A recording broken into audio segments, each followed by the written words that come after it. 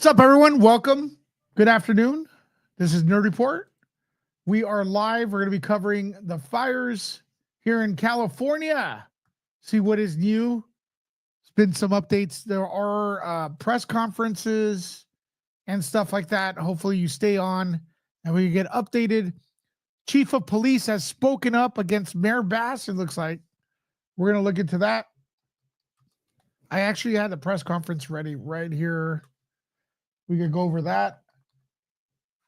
And seems like crime is up.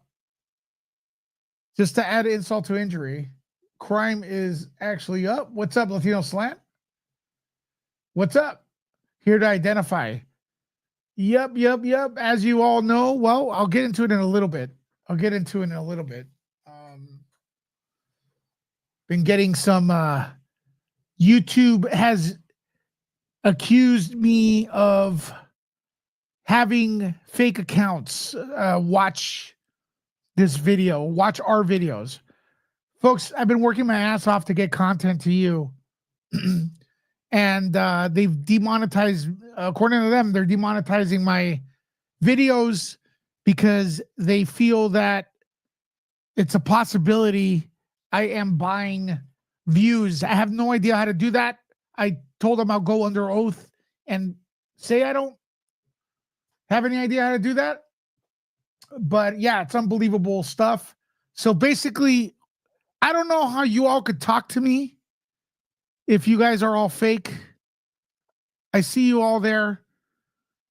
I don't know how, but there's going to be alternatives of where you could watch a Nerd Report. I think they're just trying to censor, but someone's trying to censor. But it's a ridiculous thing, man. Why don't they investigate when I have no views? They're going to come in here and investigate when I finally get views. So I need you more than ever to comment, hit the like, and yeah, you're not fake. I know you're not fake. But this may be our last yeah,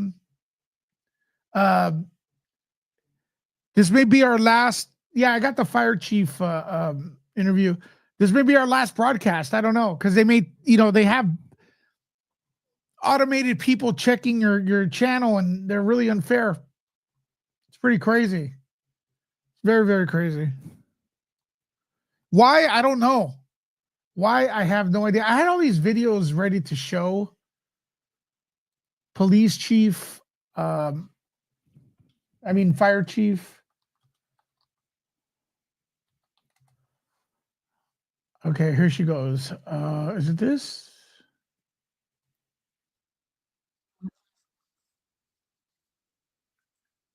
Christian Crowley.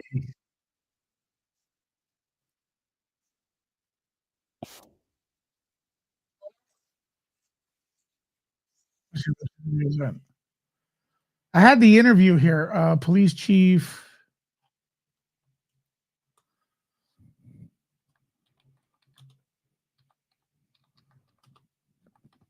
But anyways, how's everyone doing? Did you guys get notified? Did everyone get notified? Let me know in the comments. All right, I want you to look at this. Look at the screen. It's going to be crazy. It's going to be crazy right here. Let me share this with you all.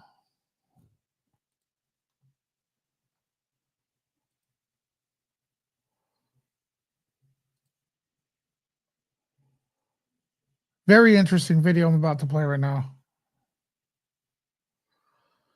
We are reacting to the video. It is commentary YouTube, so this is a reaction video. Here we go. That is my job as a chief to make. Could you guys hear her? Could you all hear her? City Fire Department, and of course all the other fire departments that are assisting us with these fires. A new fire just broke out now in Granada Hills. Joining me now live, the chief of the Los Angeles City Fire Department, Christian Crowley. Thank you for talking to us today. And we're just going to get straight to the nitty-gritty because there's been so much talk. And you're aware of the criticism. Yes. Most of the criticism has been directed towards the city of Los Angeles, towards Mayor Karen Bass, but it's also been directed towards the administration. Everybody loves firefighters. We love our men and women on the front lines, but the administration is another thing, and they've been very critical of the way everything has been handled. Your reaction when you read those tweets, those messages, those emails? I tell you, my reaction first and foremost is to step back and remind myself. This is going to cause a civil war between everybody because she bashes Karen Bass towards the end. And rightfully so. I'm proud of her. That I'm not a politician. I'm the fire chief of the greatest fire department in the world. So my focus, first and foremost, is to make sure that our fire department, our firefighters are properly funded, they're properly trained, they're properly equipped.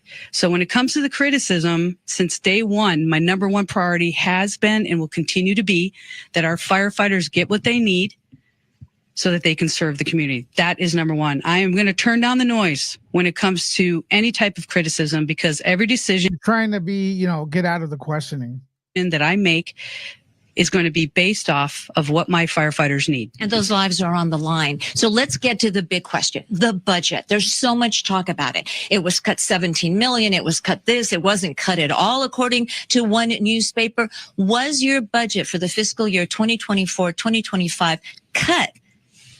I can tell you, I'm going to even go back further than that. Again, since day one, we've identified huge gaps in regard to our service delivery and our ability from our firefighters, boots on the ground, to do their jobs. Since day one, this is my third budget as we're going into 25-26. What I can tell you is we are still understaffed, we're still under-resourced, and we're still underfunded.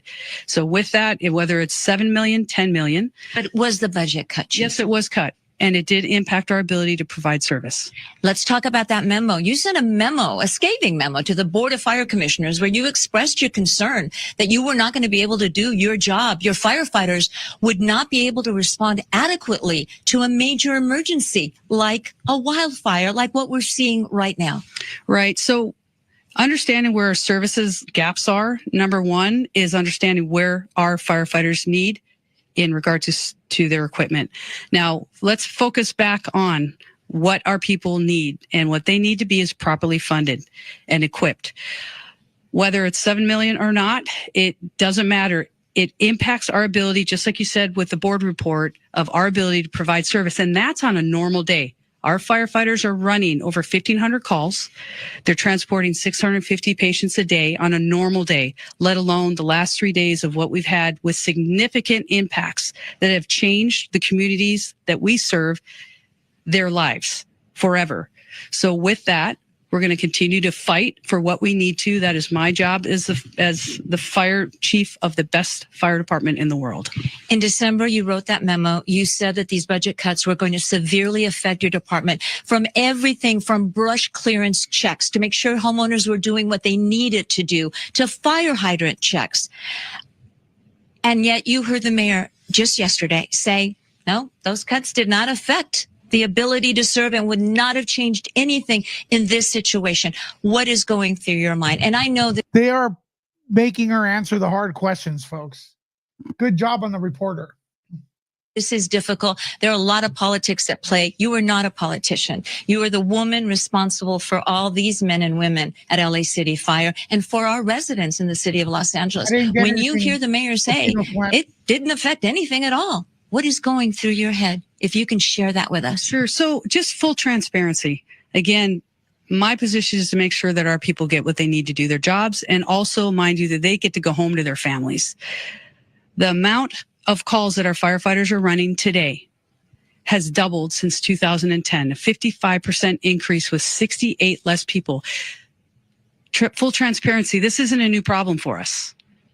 Since the 3 years that I've been in the seat, I've sounded the alarm to say we need more. This is no longer sustainable. There it is. We need more. This is no longer sustainable. That being said, she's outing Mayor Bass. That being said, I was having a conversation with my buddy on the phone who left California. She's admitting that Mayor Bass's decision of cutting the funds Didn't help. That being said, I was talking to a buddy of mine that moved from California, and we know without a doubt that if Governor Newsom and Mayor Bass ran for re-election tomorrow, the people in California will vote for them again. There's no doubt. It's a cult. There's no doubt they will vote for them again. No doubt. So with that, we're now in a position to be properly funded. We are screaming to be properly funded to make sure that our firefighters can do their jobs so that we can serve the community that we took an oath. But when the representative of the city says the cuts that were made and signed did not affect, or they will vote for the same type of politician with a different name. The response to the fire that is being criticized, the response that is being criticized by so many people, what is going through your mind? Yeah, just again, the full transparency of the documentation, of being able to sound the alarm. Does it make you mad? I don't know if it makes me mad. In the end, that is my job as a chief, to make sure that my voice is heard and my voice is amplified from the needs of what our people need to do their job. So tell the city, tell the residents, tell the people that are out there. I mean, thousands and thousands of people have lost their homes, and they're looking to blame someone, and it's not the Santa Ana winds necessarily. Right. They are looking to blame administrators. Right. What is the message here? And have you had a one-on-one with the Mayor Bass and said, hey, I told you so. I told you this was going to affect our ability to respond to a major emergency. I would start with a message to the community. I think they already know in their hearts that our LAFD firefighters are here to serve them first and foremost. Again, Is she doing anything wrong here, folks? I think the police chief is coming forward. Of us on the fire department are politicians. We're public servants first. We took an oath to serve the public before ourselves and even before our families. So with that, I want to focus on path forward. I want to focus on what the LAFD needs. She's trying to divert attention. She's trying to divert.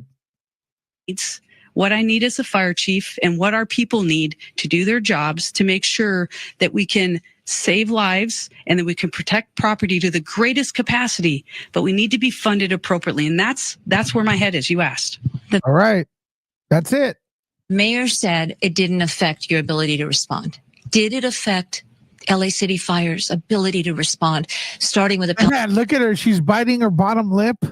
Did it affect the city's ability to respond? Now I'm gonna play a press conference where they're all there, I guess, this morning. But man, it was a circle jerk, right? All this past few days. Palisade Fire, and then this domino effect of fires, including the Archer Fire that we're seeing happen right now in Granada Hills. Yeah, I think obviously any budget cut is going to impact our ability to provide service. That's at this point, that is a ground truth in regard to our ability. If there's a budget cut, we had to pull from somewhere else. What does that mean? That doesn't get done. There's delays. So in the end, again, I'm going to focus on getting us what we need from this particular catastrophe and disaster and how much it's impacted the communities that we love. I got to go after the things that will help our firefighters, keep them safe, and make sure that if and when this ever happens again, that we're properly funded and that we have the ability to do our jobs and keep people safe. What is your still being diplomatic about it? Not really. She's trying to avoid answering the question directly. Still, she still has to work with the mayor. Message to city administrators, starting with Mayor Bass? My message is the fire department needs to be properly funded. And it's not. It's not at this point, and we've got the justification. We know where our gaps in service are. We know we need 62 new fire stations. We need to double the 62 new fire stations. Size of our firefighters. The growth of this city since 1960 has doubled, and we have less fire stations. Wow. Let's repeat that, because those numbers are a little jarring. 20 years ago, you had highest tax state too. So they're going to do is all these facts are out. All these facts are out. And when the mayor's up for re-election, they're going to be, whoever goes against her, they're just going to call that person racist. And she will win again by a landslide. More fire stations than you have now? We had 112 fire stations. Now we have 106. And since 2010, we've had an increase, doubled our call volume, which is firefighters responding to calls, 55% increase with 68 less firefighters. So the city funding is not keeping up with the city's needs in real time. No, and that's what our firefighters need. I'm going to ask you again. I'm going to continue pressing you on this. In your mind, what were you thinking when you hear all those city leaders say, it didn't affect, everything was great, it's unprecedented and la la la. And yes, the Santa Ana winds are unprecedented. We don't have them in January. We all know that. What was going through your heart? What's going through my heart is that our firefighters, the community's firefighters, LAFD firefighters need to be properly funded. We need to be supported so that they can do their jobs. And let me show you real quick. Photographer Tony Buttigieg, I'm going to ask you to pan over to that table. Tell me what I'm looking at. This is memo after memo after memo, including to the Board of Fire Commissioners, where you pointed out your concern that you were not going to adequately be able to respond to a wildfire, an earthquake, everything that we see precisely in this city. That's my job as a chief, is to take a big step back and understand where and how can we better serve the community. As a community needs more, we need to have more to make sure that our firefighters can serve them. I identified early, my team identified early, labor identified early that we have service gaps. So when you talk about sounding the alarm and asking and requesting budgets that are easily justifiable based off of the data, real data, shows what the fire department needs to serve this beautiful city and the beautiful community that we swore that we would. That's what that is about. It is the follow-up. It's showing and justifying where our gaps are, and it's raising and sounding the alarm that the fire department is underfunded, understaffed, and under-resourced. Do you believe, had your budget concerns been properly addressed in the new fiscal year, would we have seen the same outcome that we are seeing now with thousands and thousands, unprecedented numbers of structures? Here it comes. Folks, make sure to like this video, follow on Rumble as well. Earlier today, we received a letter or a notification from YouTube claiming that or accusing me of buying fake views. Never mind that I've been working my ass off for like, a lot of you have told me to, hey man, chill. We appreciate the coverage. I've been nonstop covering this. There's been years where I've been shadow banned on this platform. No questions asked. I just have to eat the, 2-3 views. I'm finally working my ass off. And I finally did it. You all did it. We started getting views.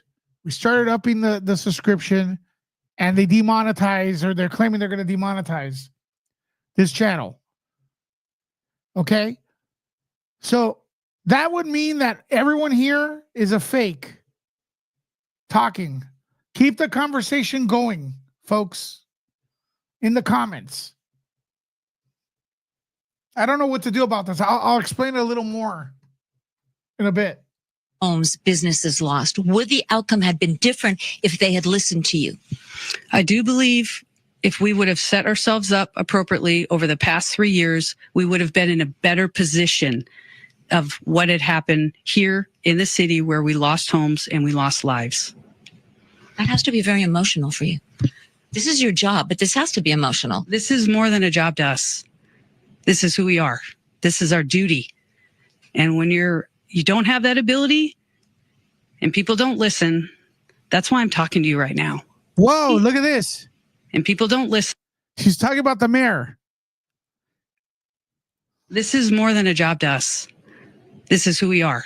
This is our duty. And when you don't have that ability and people don't listen, that's why I'm talking to you right now. Nice. The fire department needs to be funded appropriately so that I can look any community member in the eye and say, your LAFD's got your back. And right now you can't? Right now, no. There you go. There you go. She did it. She did it. She did it. Folks, I will brief you on the situation with our channel. I do think they're trying to censor us. If you really have my back, subscribe to the Patreon. It's free.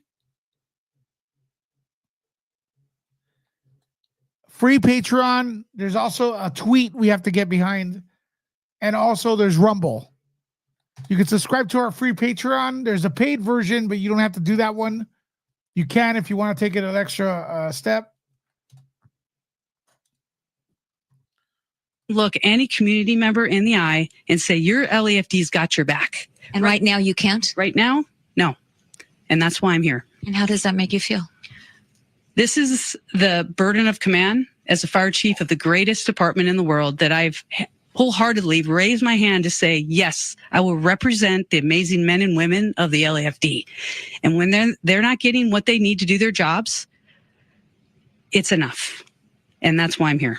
And you have injured firefighters too. And you see those homes that are burned to the ground. There is so much loss. People are out of jobs. What goes through your heart when you see that? The community is our community. Our firefighters stand with the community. We live in the communities that burned. So if anybody says anything in regard to our firefighters not doing everything that they can to protect our neighbors, our community, I will stand up and defend every action that our members went through and are still actively fighting fire.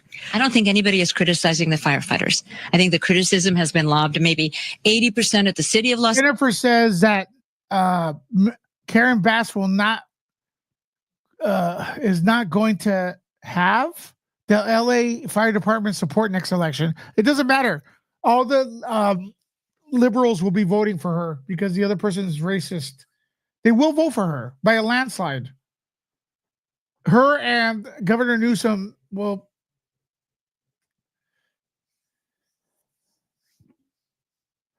Her and Governor Newsom will win no matter what. It's California.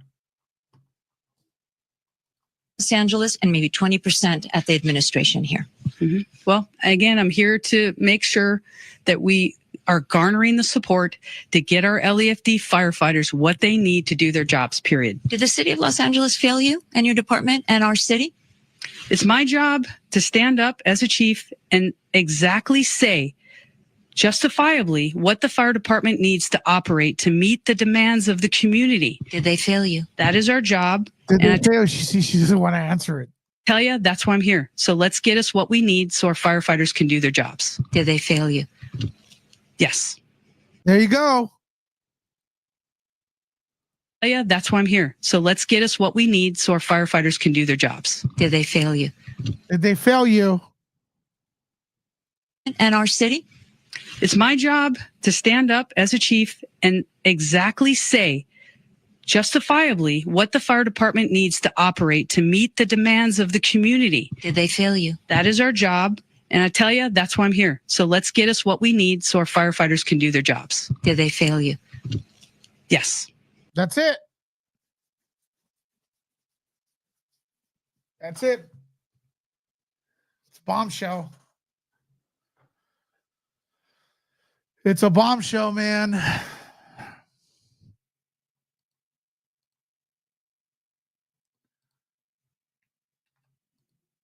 Crime is way up too. Crime is up.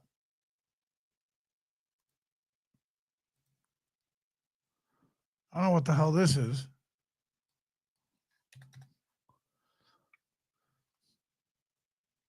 There it is. Los Angeles fire chief says city has failed department for years before deadly fires.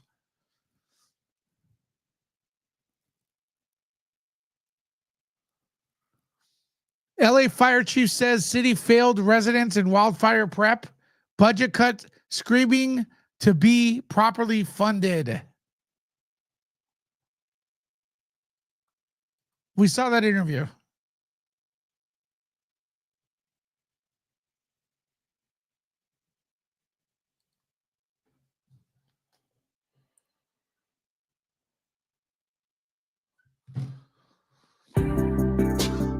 find God. affordable. All right. Well, let's see what this press conference from earlier, how this was. Right now, as these alerts are Can you being guys hear issued, this? they are not being activated or initiated by a person. This is my top priority. I am working all hands on deck with the Federal Emergency Management Agency's Integrated Public Alert and Warning Team. We have every technical specialist working to resolve this issue and to find the root cause. I implore everyone to not disable the messages on your phone. This is Okay, after last night, when remember we were live and we got the message that was an error, people are disabling the messages now. extremely I told you that was frustrating, going to happen. painful, and scary. But these alert tools have saved lives during this emergency. Not receiving an alert can be a consequence of life and death. As we continue to work on the root cause, I ask everyone that gets an alert to verify if they are in an evacuation warning or order to go to Oh boy, alert.la.org, folks, breaking news. lacounty.gov/emergency, Oh my God, or dial 211 for assistance. I'm going to be sick. The mapping is All right, accurate folks, I'll get back to this. Breaking news. I didn't know this was going to happen. Biden is going to deliver remarks on the economy. What is going on with the economy? Please, God.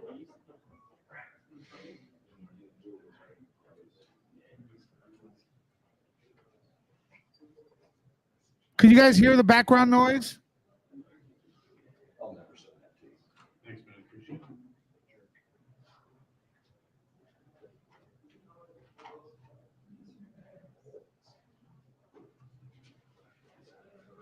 Does that mean it crashed? What's going on?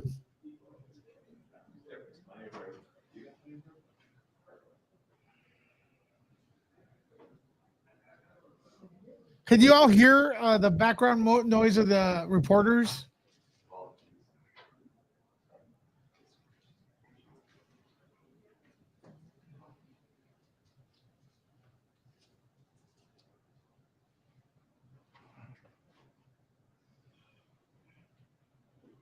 Let me double check. All right, so Biden's going to speak right now, folks. We're going to carry it live. Actually, I'm sick right now. I don't feel good.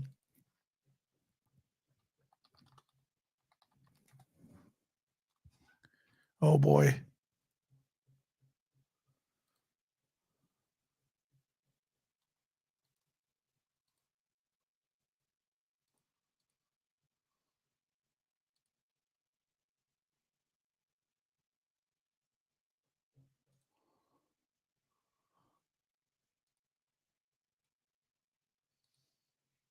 All right, Biden's about to speak. Let's see what this is about, folks.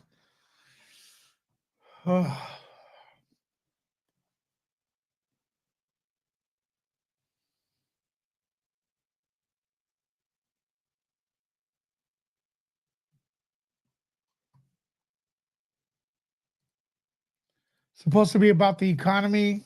That's not good news. Maybe did something crash? Let me see. Look at the stock markets.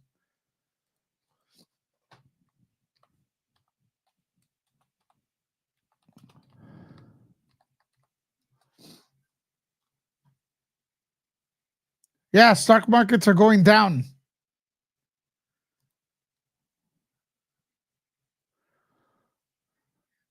Dow Jones tumble 700 points Friday.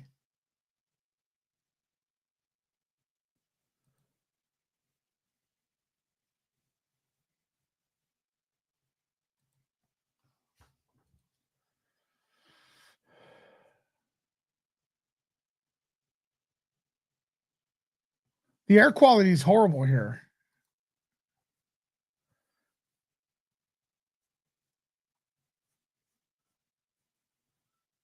Air quality is awful. Let me see if I can get this somewhere else, man.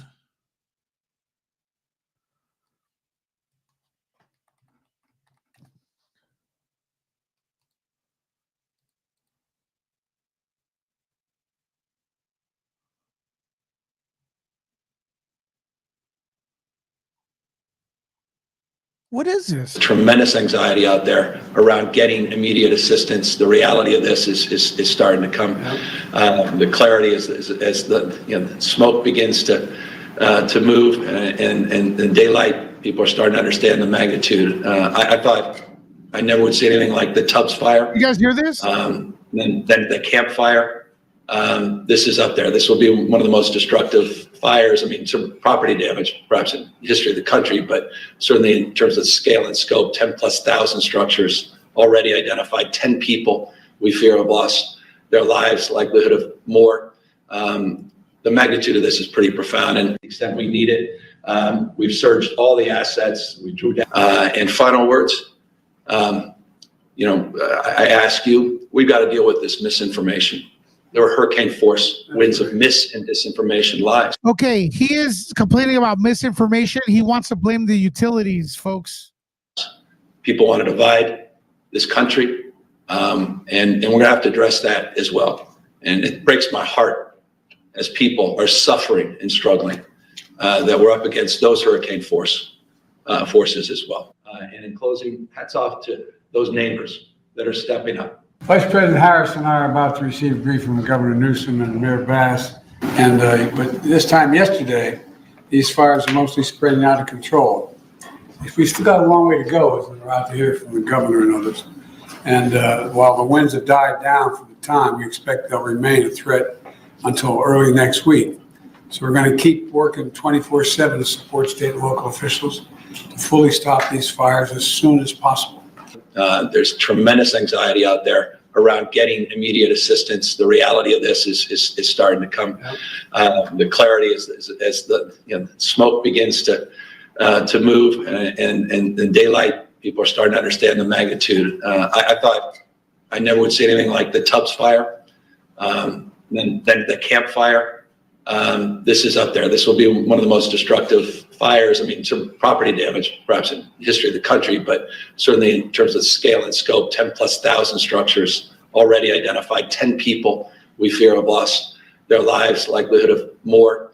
The magnitude of this is pretty profound, and to the extent we need it, we've surged all the assets, we drew down. And final words, I ask you, we've got to deal with this misinformation. There were hurricane force winds of mis and disinformation lies. People want to divide this country, and we're going to have to address that as well. And it breaks my heart as people are suffering and struggling that we're up against those hurricane forces as well. And in closing, hats off to those neighbors You're gonna get that are stepping up. Vice President Harris and I are about to receive brief from Governor Newsom and Mayor Bass. And but this. All right, we're waiting for President Biden to address the nation about the economy. I don't know what's going on.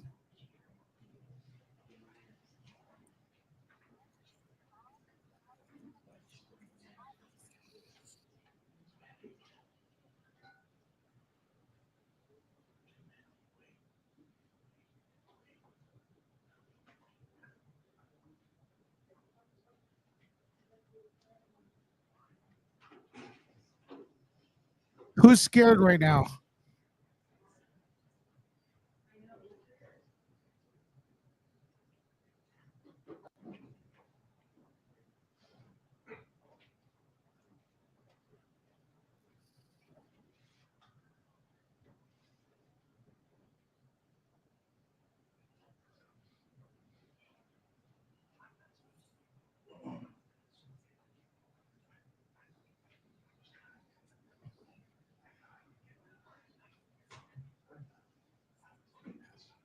You have a sinking feeling?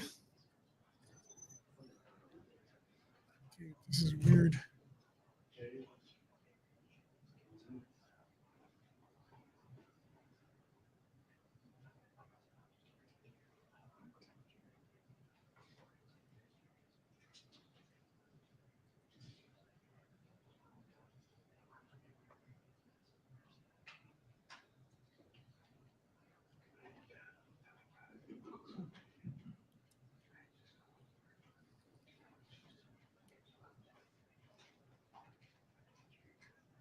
The Dow has tumbled 700 points. Maybe that's what this is about. I don't know.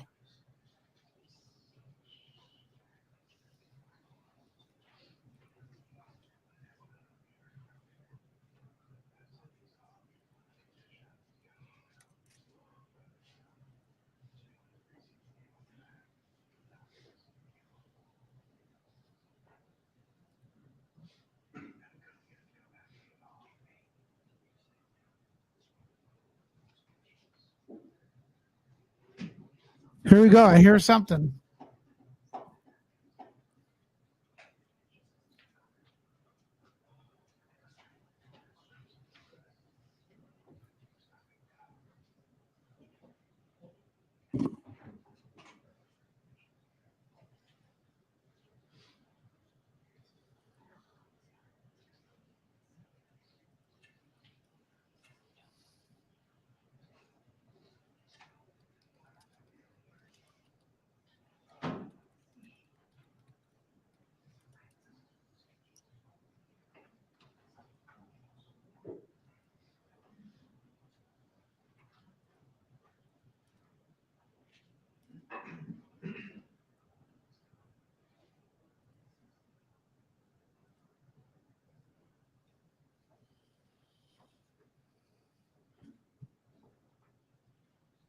A train wreck.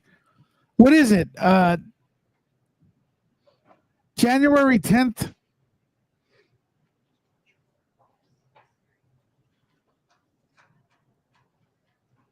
Remember New Orleans?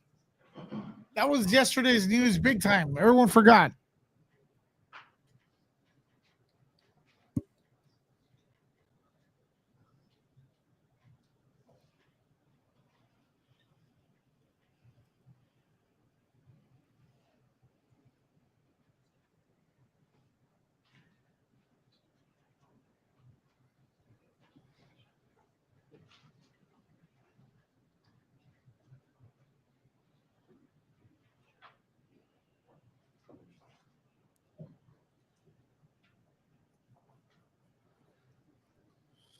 All right, we're waiting the president to speak, folks. Meanwhile, let me see if I got up. Meanwhile, in other news, I received a message from YouTube claiming this channel has invalid traffic. And what does that mean? That means that they are investigating to see if I'm buying views because the views are up. And I'm here to say, no way. I don't even know what that is.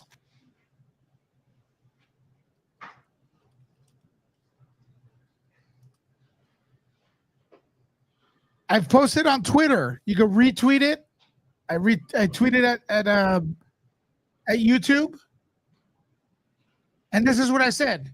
Hello, YouTube. After years of hard work,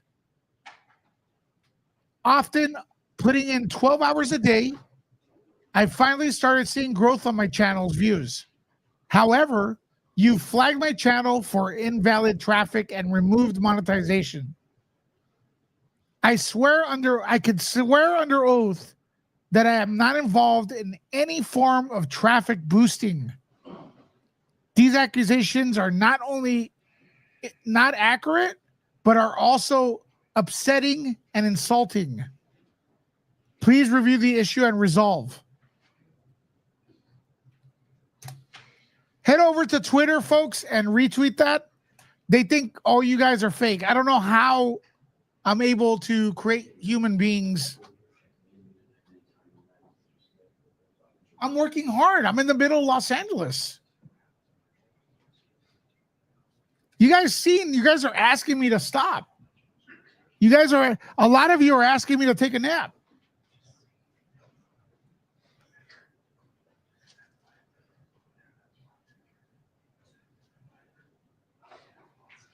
Head over to X and tell them you're not a bot. I can't take legal. They have to, I don't know. I can't take legal action. I'm nobody. I'm too small.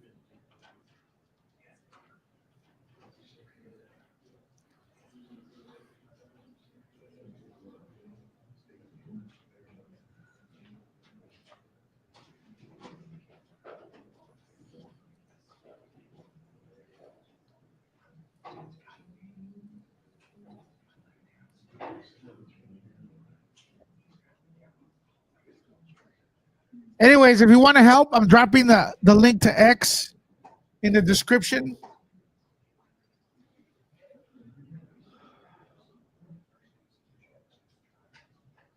So you can help retweet that and get their attention.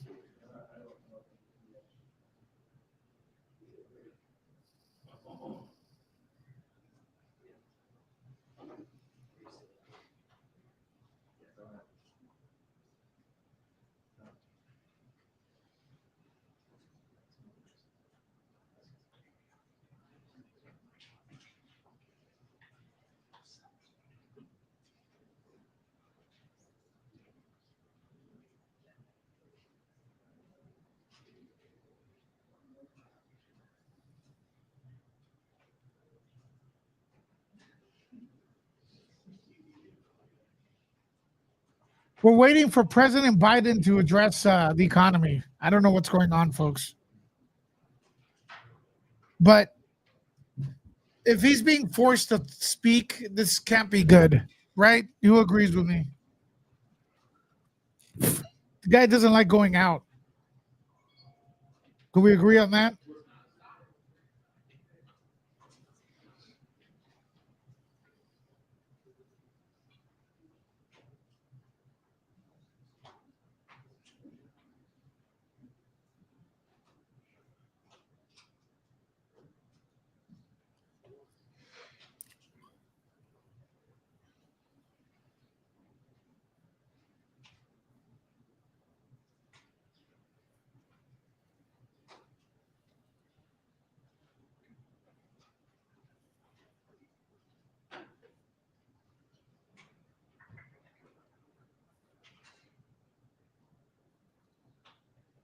Who else thinks this is bad news?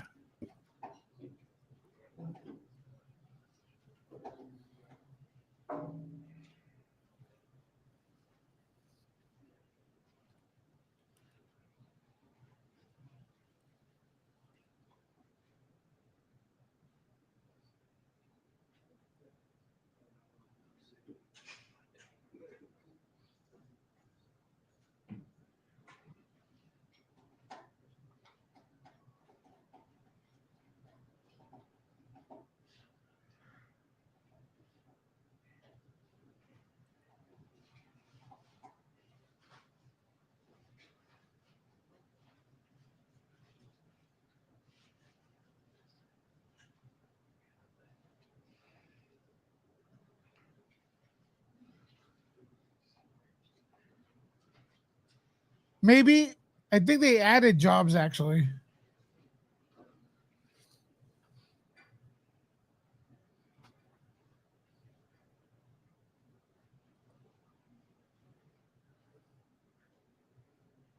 You think he got lost? Do you think he got lost?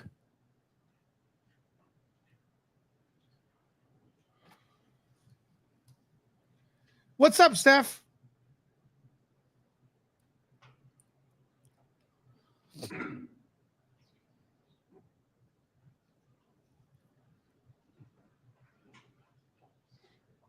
Thanks, VA, for becoming a Patreon.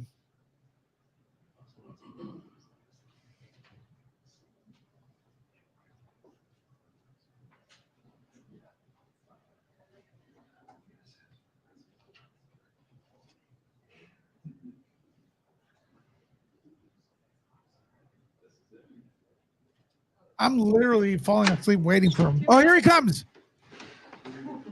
2 minutes. You hear it? You hear this? Let me know.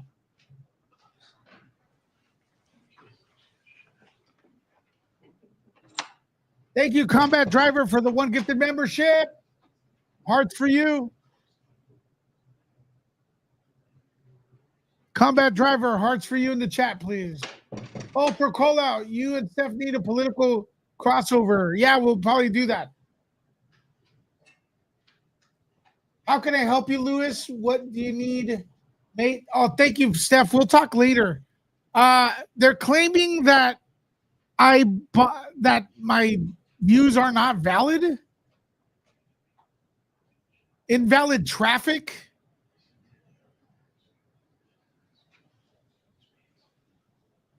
and they pretty much oppress my ads. I've been going on every day to increase the yeah, what the hell exactly. Thank you, Vicky, for the support. 5 gifted memberships. If you are a member, hit those membership emojis.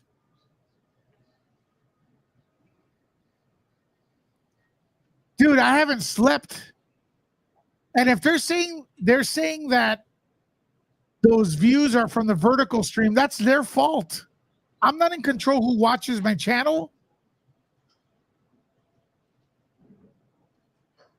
Folks, head over to the Twitter. Hold on. All right, here we go. We'll talk about it after this. Hey, buddy. Thanks for your patience. It's been a long day. I'd like to talk about the transformational progress our economy has made over the last 4 years. This morning's job report shows the economy added more than 250,000 jobs in December.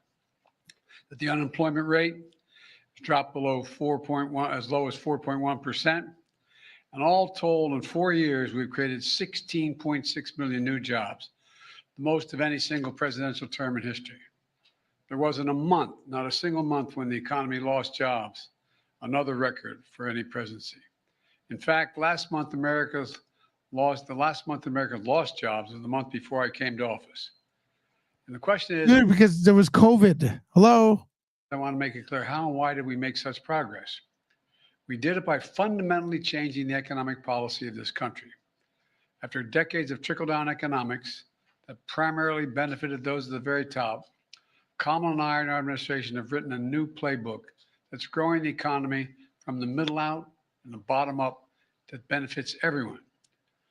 The new playbook is working, but in 10 days, our administration will end and the new administration will begin. We're going to face another inflection point. Do we continue to grow the economy from the middle out and the bottom up as we have the past 4 years, or do we backslide to an economic theory that benefits those at the very top while working people and middle class people struggle for their fair share of growth? 4 years ago, when Kamala and I came to office, 3,000 Americans are dying per day because of the pandemic. Millions of Americans have lost their jobs and were at risk of losing their homes. Hundreds of thousands of factories and businesses closed, creating despair in so many communities all across America. Supply chains were shattered. Prices soared from everything from cars to home appliances. The previous administration had no real plan to get us through one of the toughest periods in the nation's history. In fact, there's an old saying, if the only tool is a hammer you have, everything looks like a nail. But over the course of decades, our Republican leadership's trickle-down economic was a hammer and working people were the nail. Slashing taxes for the very wealthy and biggest corporations, offshoring jobs and factories for cheaper labor overseas while importing products that used to be made in America. To offset its costs, for stupid. advocates of trickle-down economics ripped a social safety net, trying to privatize Social Security and Medicare, trying to deny access to affordable health care and prescription drug costs, lifting the fortunes of the wealthy, often meant attacking the rights of workers. We came to office with a different vision of America. In the first 2 months I was in office, I signed the American Rescue Plan that put shots in arms and checks in pockets to vaccinate the nation and return us to full employment. We followed up with long-term investments in our future. My Investing in America agenda, which includes the Bipartisan Infrastructure Law, the CHIPS and Science Act, the Inflation Reduction Act, together mark the most significant investment in America since the New Deal. The Inflation Reduction Act alone is the most significant investment in climate and clean energy ever, anywhere in the world. And we make these investments. When we do, we buy American. Buy America has been the law of the land since the 30s. It says that any money the president is authorized by Congress to spend should use American workers and American products. The past administration, including my predecessor, failed to buy American, use American workers, but not on our watch. We're modernizing roads, bridges, ports, airports, clean water systems, affordable high-speed broadband systems and internet, and so much more. And we've incentivized building all these large God dang, Steph, you need to join my channel. and American union labor. Remember the shortage of semiconductors during the pandemic? Those tiny little chips, computer chips, the size of your fingertip, that power everything in our everyday lives, from vehicles and refrigerators to What about advanced the fires, weapons bro? to your cell phones. America invented these computer chips, but over time we stopped making them. And chip factories went overseas for cheaper labor.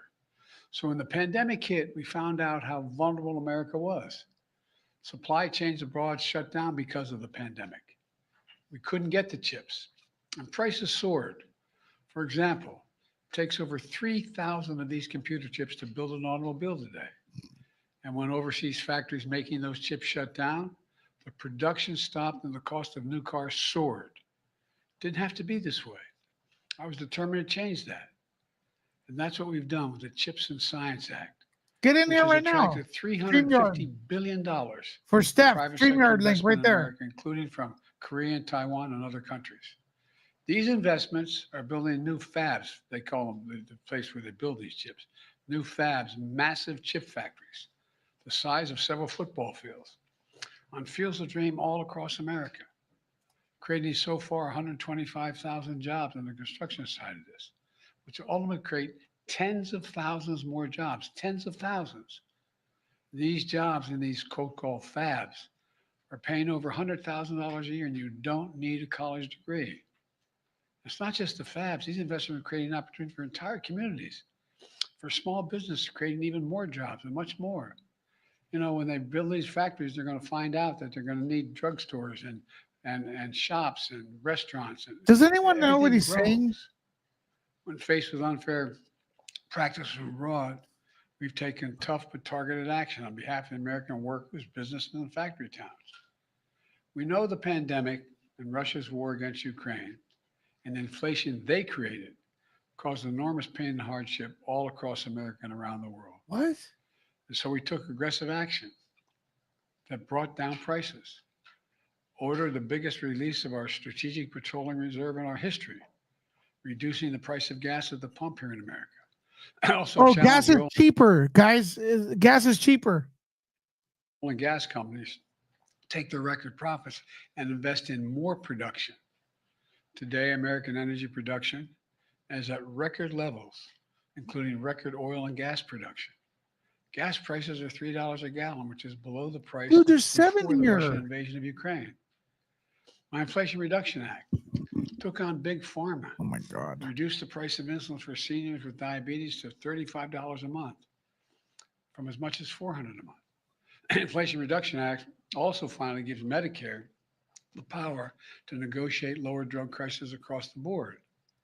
As of this month, out-of-pocket prescription drug costs that's already passed will be capped at $2,000 per year, no matter how expensive the drugs are. How even those expensive cancer drugs that cost $10,000, $12,000, $14,000 a year, no senior will have to pay more than $2,000 a year. These and other reforms not only save seniors money, it saves the American taxpayers money. $160 billion will be saved over the next decade because Medicare will no longer have to pay the exorbitant prices that pharmaceutical companies have been charging. You know, with our historic backing of unions, public support for unions is the highest it's been in more than half a century. And the labor movement is expanding to new companies and new industries. The middle out, bottom up playbook is also about asking Steph, are you the very coming in? wealthy and those profitable corporations I'm gonna who drop want it them to do in well, the. begin to pay their fair share in taxes. My predecessor's Go tax to your cut Telegram. last time he was here not only increased the federal debt by $2 trillion, it overwhelmingly benefited the biggest corporations, delivering tax cuts to the top 1%, worth more than 50 times what the middle class families receive. And you've heard me say it 100 times. We have over 1,000 billionaires in America. They paid an average of 8.2% in federal taxes. Look, folks, my approach Yeah, but never mind. is leading to better results for everyone. I kept my commitment that no one earning less than $400,000 a year would pay a single penny more in federal taxes. I fought hard to expand the child tax credit for working families that when it existed, cut child poverty nearly in half. I expanded tax credits to make health insurance more affordable for millions of Americans enrolled in the Affordable Care Act. Because of our policies and confidence of entrepreneurs and our economy, we have also seen 21 million new business applications filed in our administration, the most in any single presidential term on record. And it's important because every single one of those applications for small business is an act of hope, believing in the country. There's so much more from our playbook. But the bottom line is we've come a long way from the crisis we've inherited. Let me close where I started.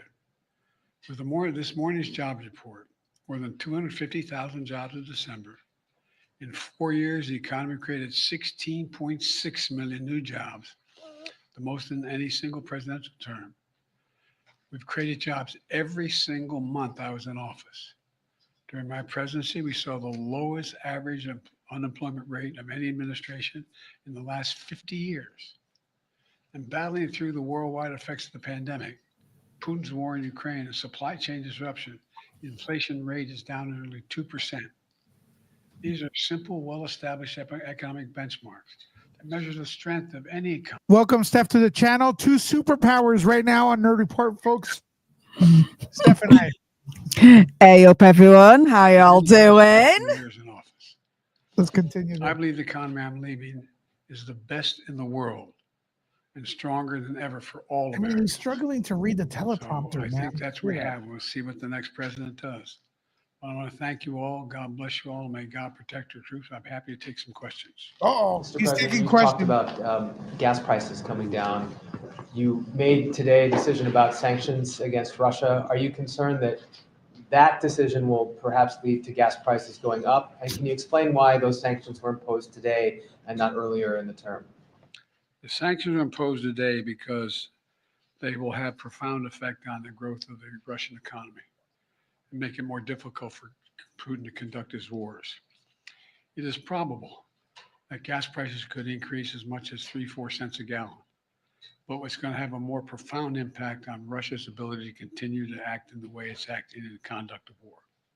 Mr. President, did you speak to Pope Francis about canceling your trip to the Vatican, and are you disappointed to not make that visit before leaving office? Well, to tell you the truth, I am disappointed, but it's much more important I stay here with all that's going on. He fully understands that. I did not personally speak to him, but the team spoke with the apostolic delegate, but I am disappointed. Mr. President, have you had any reaction to the President Trump's verdict today up in New York and whether or not you believe that the punishment fit the crime? And also, sir, on pardons, have you ruled out a pardon for yourself or any other additional members of the family? For myself? Yes, sir. What would I pardon myself for? That's what I'm asking. No, I have no contemplation of pardoning myself for anything. I didn't do anything wrong. Mr. President, would you comment on Meta's decision to end its fact-checking operations in the United States? Is that a good decision in your opinion? Well, look, the whole idea of walking away from fact-checking as well as not reporting anything having to do with discrimination regarding the TPS, I find to be just contrary to American justice, the way we talk about one another. What? Telling the truth matters. I mean, I know I'm on national television, but you all are local reporters and national reporters. No, you're only on Nerd Report, dude. I'm not at this. Not a The only legitimate people question. streaming. What do you think? Oh my You think it doesn't goodness. matter that they let me print How is he your millions of people president? read it? How and did it's you guys simply elect not him? true? I want to ask me. I mean, I didn't I vote that don't know way. what that's all about. Bloody hell. It's just completely contrary. He was, to everything to be America's fair, he was about. way more coherent We want to 4 tell years the ago, truth. and We haven't No, always done I it mean, for the he's nation. less Something coherent Tell the now, don't get truth. me wrong, but even 4 The years idea, ago, we could see you know, a he did billionaire not can have it buy all something there. and say, by the way, from this point on, well, out of Obama and him, he was always the dumb one. check anything. You know what I Yes. mean? And you know, Yeah. when you have millions of people going online, reading this stuff, it is anyway, I think it's really shameful. We agree. Mr. President, do you regret your decision to run for re-election? Do you think that Oh, that here we made go, it here we easier go. for your predecessor to now become your successor? I don't think so. I think I would have beaten Trump, could have beaten Trump, and I think that Kamala could have beaten Trump. Dude, run again in 2028 It then. wasn't Go for it. about, I There's thought it was no thing important to unify Kamala the could have party. beaten Trump. She No, tried. he- She The party was lost. worried about Yeah, what- He just said Kamala could he have could have beaten Trump. beaten. He said he could have beaten Trump. He just said that right now. I know, but he then said Kamala could have beaten Trump. Wrong. She tried. She didn't beat him. That was it. End of story.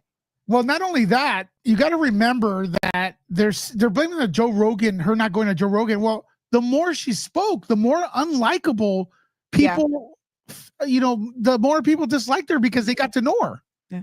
You know? And remember, he stepped down from the race because of that damn awful debate that he had with Trump that was obvious at that point. He did not have the cognitive dissonance and whatnot to be able to run for president. His cognitive skills at that point were just gone. You can tell right here. Yep. Well, I mean, we'll continue with this as well. And she's not likable, man. She got 0% of the Democratic vote when she was in the primary. She got destroyed by Tulsi Gabbard. And I don't understand. But let's continue seeing what he says because this is why they lost, you know. Thought I was going to be able to move. I thought even though I thought I could win again, I thought it was better to unify the party. And it was the greatest honor in my life to be president of the United States, but I didn't want to be one who caused a party that wasn't unified to lose an election. And that's why I stepped aside, but I was confident she could win. You think she should run again? You don't want him to run again. No, because she run again. Oh, no. Well, I had a long talk with Zelensky today. And I think that as long as we continue to keep Western Europe united as it relates to Ukraine, that there is a real chance that the Ukrainians can prevail because the cost to Russia is incredibly high. Over 600-some thousand dead or wounded. The Koreans they brought in is having high mortality rates as well. And I made it clear that I provided every bit of funding that authority I have as president to be able to do that now. And I know that there are a significant number of Democrats and Republicans on the Hill who think we should continue to support Ukraine. It is my hope and expectation they'll speak up and not agree to president if Trump decides to cut off funding for Ukraine. Did the president-elect's position on that conflict influence your decision to enact the oil and other sanctions on Russia today? In other words, put more pressure on Russia at a point where the president-elect appears to be driving to the table?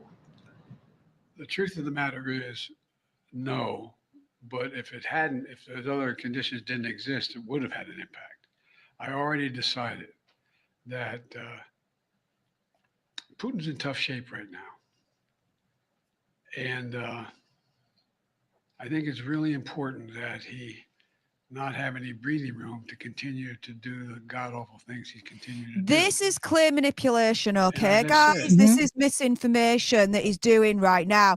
He is emphasizing that Putin is in bad shape, whereas Zelensky is in good shape. No, they're both in bad shape here. Both of them.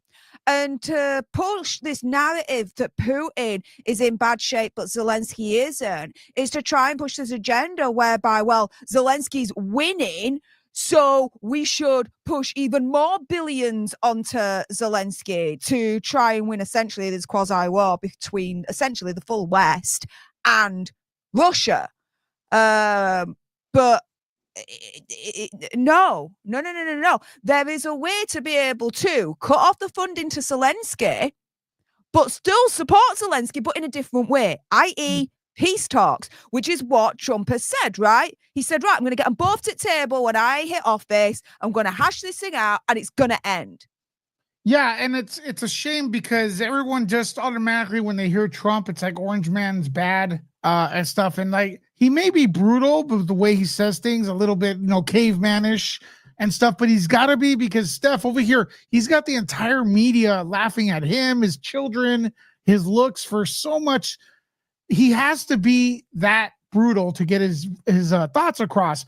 Now, the thing is, look, I'm gonna research a little more. During the debate between Trump and Kamala Harris, there was a point where she said that she was telling him that Putin will eat him alive. You guys remember that in the chat? Check this one out. Yeah, all right. She's never met Putin. No. They never talk to each other. You're supposed to talk to your enemy because there's lives at stake. There's nukes.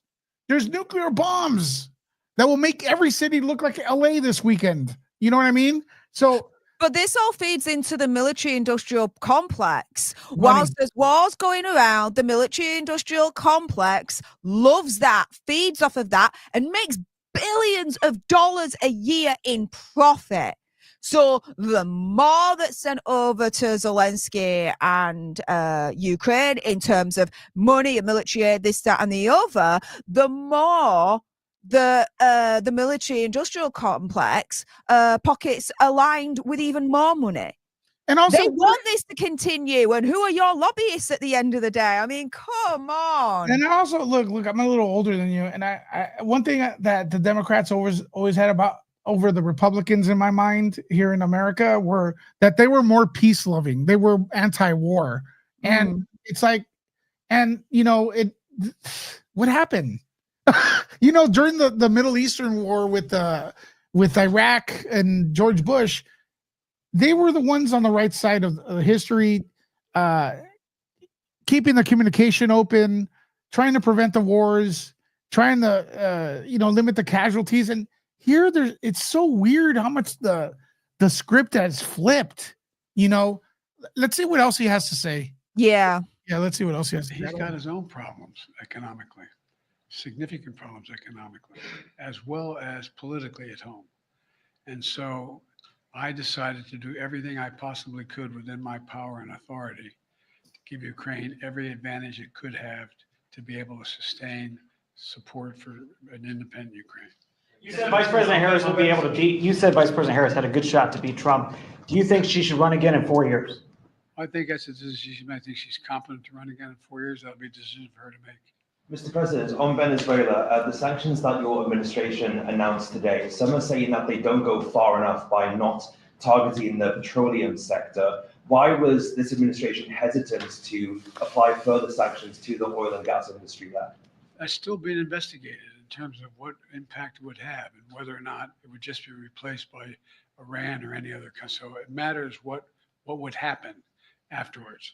I had a long discussion again with the man who should be. Probably go over a couple of these questions and then go and then cut it and then we'll discuss because I don't know answer to what that would be. If I had more time, this guy. I may very well do that, but I didn't have enough data to make that judgment. If I could also ask about Havana syndrome, today the intelligence community assessment changed slightly with two intelligence agencies now saying there's an even chance that this is being caused by a foreign actor. Do you personally believe that a foreign actor is responsible for these incidents? No. Now, do I believe that ISIS's theology, if you will, has impacted people in America? Some who are not particularly well suited to handle the life they live. It has that effect. But I find no evidence, and I spent 17, 18 hours with the community right off the bat, trying to determine whether or not there was any outside influence. And thus far, we find no connection between an outside player, individual, but that doesn't mean someone reading the malarkey that's going out there isn't influenced by it. Both these men, both in Nevada and in Louisiana, have been men who've had their own problems that but not because they've been influenced by a specific individual. Sorry, so my question was on Havana syndrome, not Nevada, sorry, on the Havana syndrome. The intelligence community today, part of their assessment changed, saying that there is now an even chance that the Havana syndrome cases and incidents, there's a foreign actor potentially behind them. Do you agree with that assessment? I don't have a full brief on that right now. I'm not going to comment on that. Do you have an update on Austin Tice in Syria and whether or not he looks clueless? The answer is I'm not going to respond to that because that's an active, ongoing issue. You know my attitude about getting prisoners released from abroad, and I'm not going to comment on that right now. Just one question again back on pardons and commutations. Can you just give us a sense of what other pardons and commutations you're considering in your last 10 days? Well, the answer is no, because two things. One is that it depends on some of the language and expectations that Trump broadcast in the last couple of days here as to what he's going to do. The idea. What has Trump got to do with his decision to pardon anyone else? Weird. Or not very adhering weird to what he thinks this again is a diversion tactic. Well-being is outrageous, but there's still consideration. They're very good at that. Yeah. Nothing but they're very good at that. Thanks, Have you talked about what kind of post-presidency? Have you decided what kind of role will you have post-presidency, sir? Do you plan to speak out after you leave Washington, or are you going to follow kind of more of the Bush model, where you're kind of out of sight, out of mind? I'm not going to be out of sight or out of mind. No, look out of mind.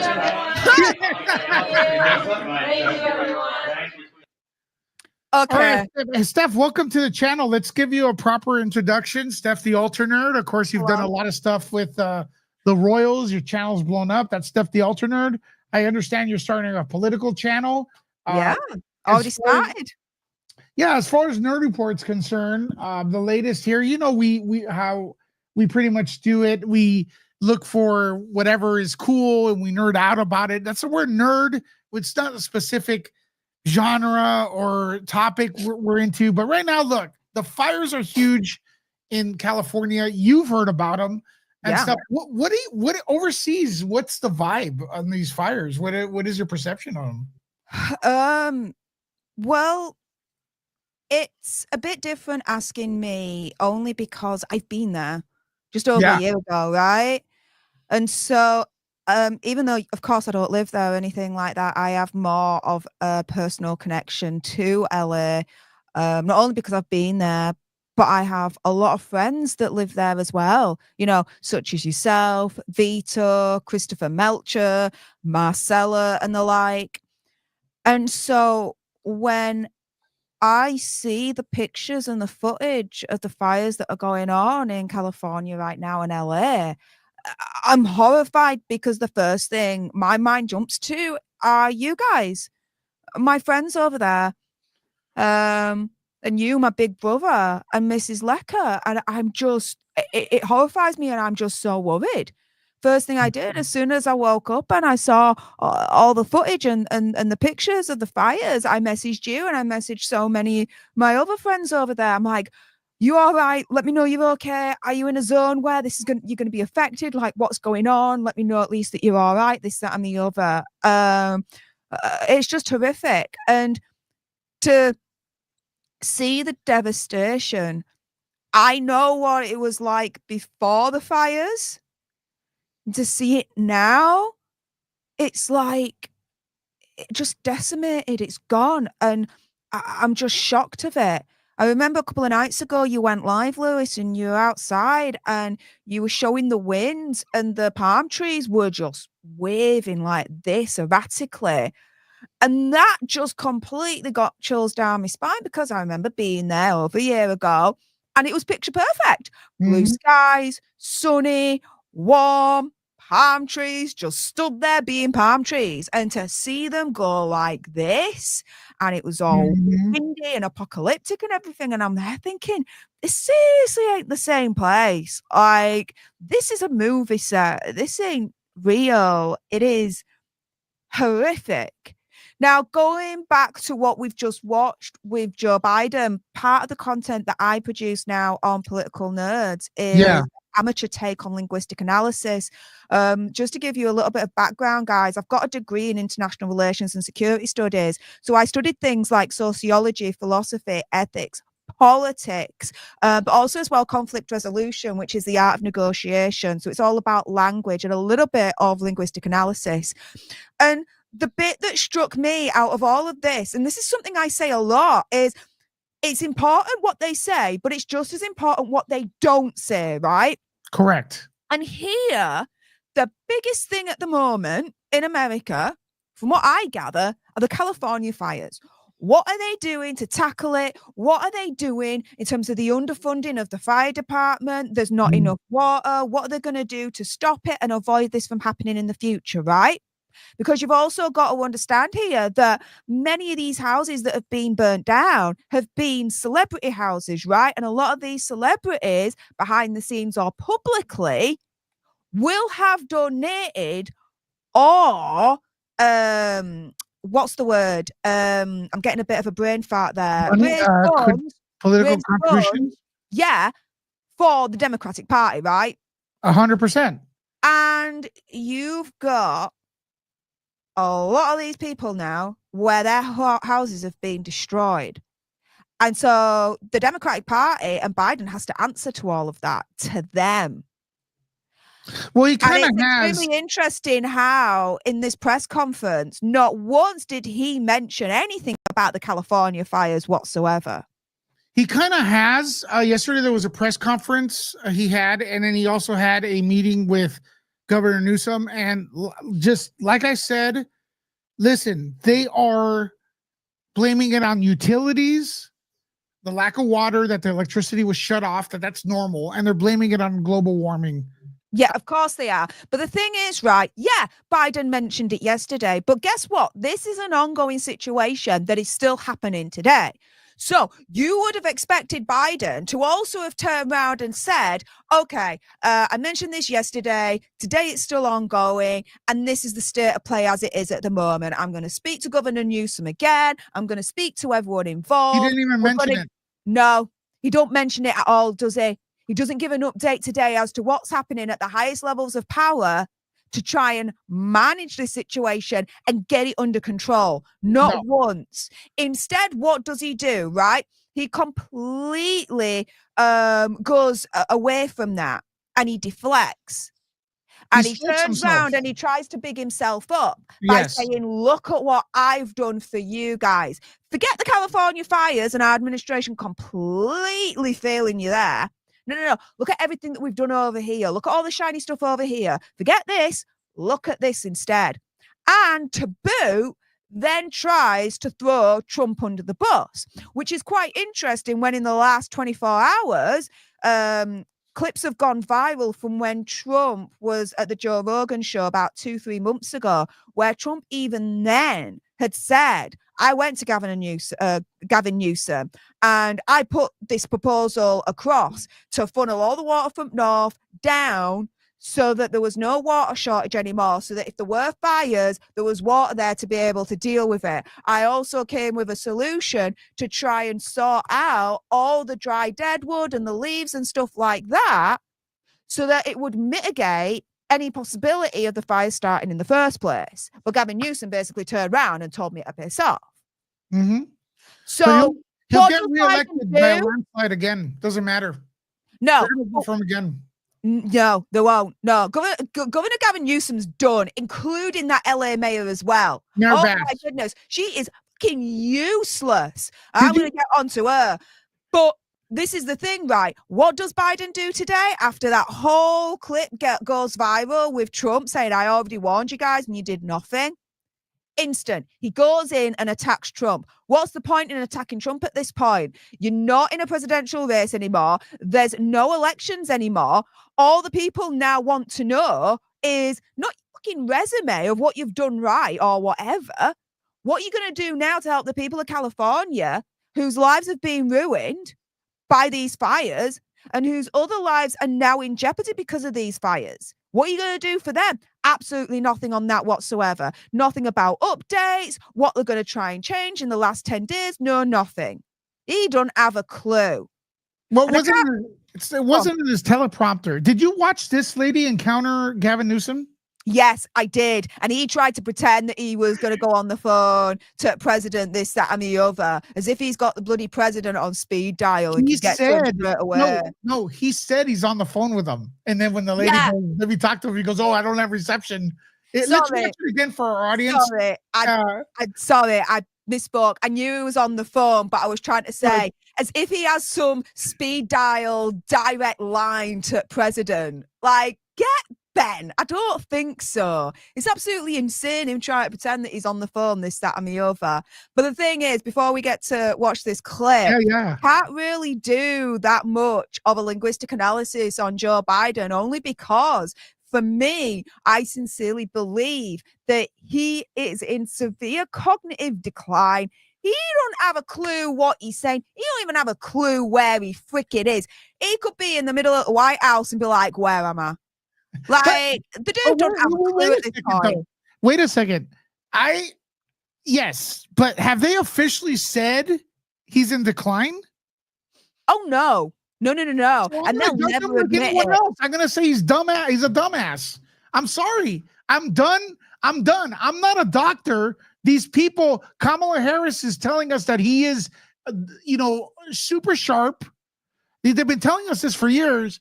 Unless you guys want to come in here and tell me that the Democrats are lying, then I'm going to go with what you're saying. What you're saying is the truth. Joe Biden is dumb. Until I get medical records or proof that he is in decline, that's what I'm going to go with. Because guess what? I'm not a doctor. I'm not a doctor. I could assume, like we are, it looks like he's bad, but they're telling me, they're swearing up and down that this guy could have beaten Trump. He just said right now that he could beat Trump if he would have ran. That means he would have had 4 more years in him. Not one Democrat is going to come out and say, no, you couldn't run because you are in decline. There are clear indicators that Biden is in severe cognitive decline. Clear indicators of that. Correct. All right. And so just even look back to 4 years ago when Biden was running for the presidential office against Trump. Okay. He forgets the word God. He says that man up there, right? After he stutters for it. I think he did it on purpose. No. Because it's a pattern, right? If he did it once, right, you might think, okay, maybe it's a brain fart, whatever, okay? The problem is that there are too many instances now of this happening. The other one was, my previous boss. He forgot the name of Barack Obama. Yeah. As his previous boss, all right? You look at his demeanor, all right? He is not sharp. He is not quick. You look at just his body language and his cadence in terms of how he speaks and how he comes across. It's fumbling and it's extremely slow. And when that happens, it means that you're trying to scramble for what you want to say. But when you're fumbling and you're quiet and you've got these long pauses between a question and what you want to say, indicates to me that the cognitive essence that needs to be there to be able to be quick and sharp-witted and be able to answer questions like that, as we would expect from politicians, especially leaders, is not there in Joe Biden. And so when you look at what he said, you look at his demeanor, you look at how he says things in terms of the cadence of his speech. Yes, we do not have definitive proof that he's in cognitive decline, but the circumstantial evidence is there from Joe Biden himself that the cognitive decline is there. and has been going down rapidly. Just look at the last ever debate he had with Donald Trump. It was incredible. It was insane. As soon as he came out, my mom and I were watching. As soon as he came out, I go, he's probably gonna do okay, whatever. As soon as he walks out, I turn to my mom and go, he lost. He didn't know where to go. Yeah. He didn't know where to go. And look, they're not going to admit it right now, but a lot of his supporters were on Facebook and all the social media saying that he did pretty well in that debate. They were. That is essentially like a 1984 double speak move, right? It's a cult. Turning round and saying 2 + 2 = 5, but saying it enough to really try and force you to believe it, to manipulate you into believing it. Saying, don't believe your eyes, believe what we say instead. Oh, okay, let's listen. Speaking of don't believe your eyes. I've lost friends saying that I'm pro-Trump. You know, it's a thing here in the United States. If you, especially, I'm sorry, I got to say it. I'm going to be honest. Even more than ever, a lot of Democrats, if you say you like Trump, they will defriend you. They will unfriend you. It's more that way than the other way. I'm sorry, it is. You can't convince me otherwise. But the question is, if this guy is Hitler, Trump, and there's KKK meetings, why is Barack Obama there, elected in 2008, served 2 terms, and yielded? Why is Barack Obama talking to Hitler? That's my question, right? So my other question is, are they playing us? Of course they are. They're playing us. Look, of course they are. I got proof. Dude, come on. Of course they are. It's the same as what's happening in the UK, right? So in the UK at the moment, we're going through this whole grooming gang scandal, thanks to Elon Musk, that's really shone a light on all of this, right? Is that a good thing or a bad thing? Because I have not, that Elon Musk has shone a light on it. As far as I'm concerned, it's a good thing for Elon Musk to do what he's doing. Absolutely. Totally. Without hesitation. Now, this is the thing, right? We've got a Labour party in government right now. And Keir Starmer, 2-tier Keir, he needs to be out. Mm-hmm. So the Conservatives, so the opposition party, that had been in power for about 14, 15 years before Labour beat them in last year's elections. The grooming scandal was ongoing at that point, blah, blah, blah, blah, blah. During their time in power for the Conservatives are trying to make out that, Labour government is bad because they won't allow this inquiry to go ahead, this, that, and the other, right? Which everyone is pretty much banging on the drum. We need an inquiry into the grooming gang scandal. Labour government's turning around and saying, no, we don't need the inquiry because we already had the inquiry, the J inquiry, which actually is balls because the J inquiry, even though it did focus on child sexual abuse, fair play, grooming gangs is a little bit more of a niche subject, let's say. And so we need an inquiry that is specific on that, first and foremost. The Conservatives are trying to make out that the Labour government are the bad guys, this, that, and the other. They're calling for the inquiry. But they had 14, 15 years to be able to do the inquiry themselves when they were in power. They're trying to make out that the Labour government are bad. Well, guess what? The Conservatives are just as bad as well. Because they did really nothing. And all the cover-ups and everything that's been going on, from the police to the social care workers to councils and whatnot, all that largely all happened whilst the Conservatives were in power. And so it comes to my point of, you see Barack Obama and Trump there and the laughing and the joking, this, that, and the other. Guess what?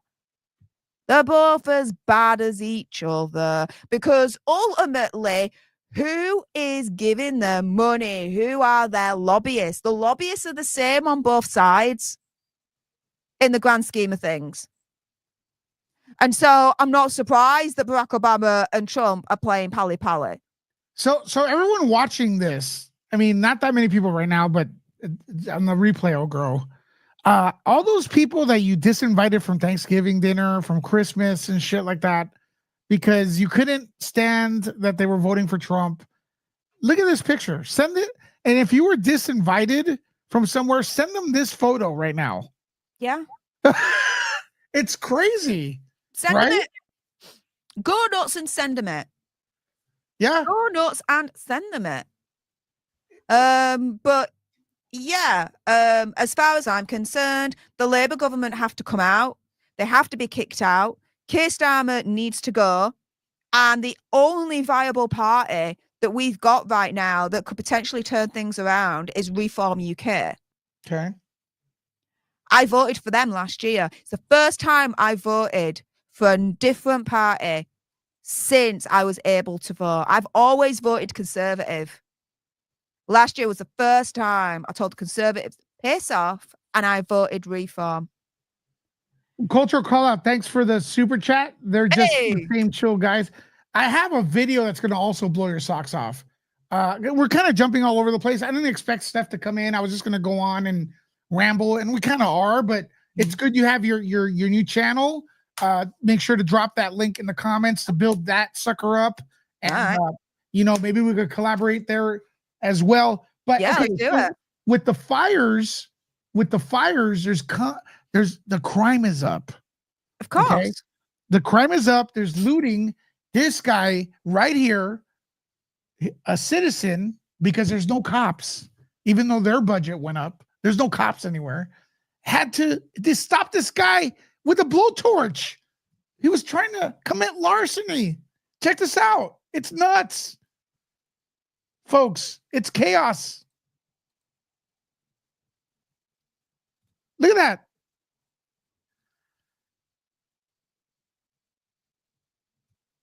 Look at this shit. What if he torched the guy?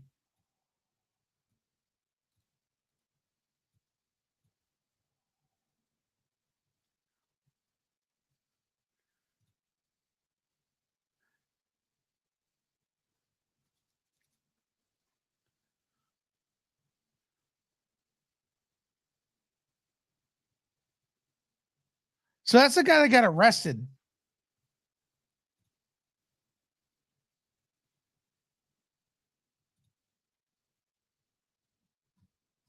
Crazy, right? Yeah. It's crazy. Like, look at this. So that's another problem with the looters. It's crazy, man. This is what is it? What is that movie that everybody the Blumhouse film? What's it called? Where there's no law for a day. In the chat, you got to correct me. The Blumhouse film, but there's no laws for a day. You guys got to know. It's a big one. I'm surprised you didn't. We have a brain fart, right? Well, to be fair, it's nearly midnight where I'm at. I'm in my PJs. The Purge. The Purge. Oh, okay. Yeah, and then they asked the citizens not to protect themselves, not to defend themselves. There's no police. They call 911. They get put on hold. That's why there's so many weapons in the U.S. They're behind. They're not policing, folks. And then the weapons get in the hands of the bad people as well. Yeah.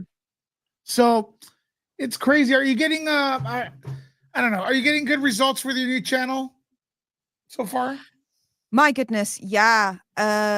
So looking at the analytics, so I started releasing content this time last week. We're already at 1,188 subscribers, with over 19,000 views. And in terms of watch hours, we're at 1,400. To get fully monetized on a YouTube channel these days, you need 500 subscribers and 3,000 watch hours.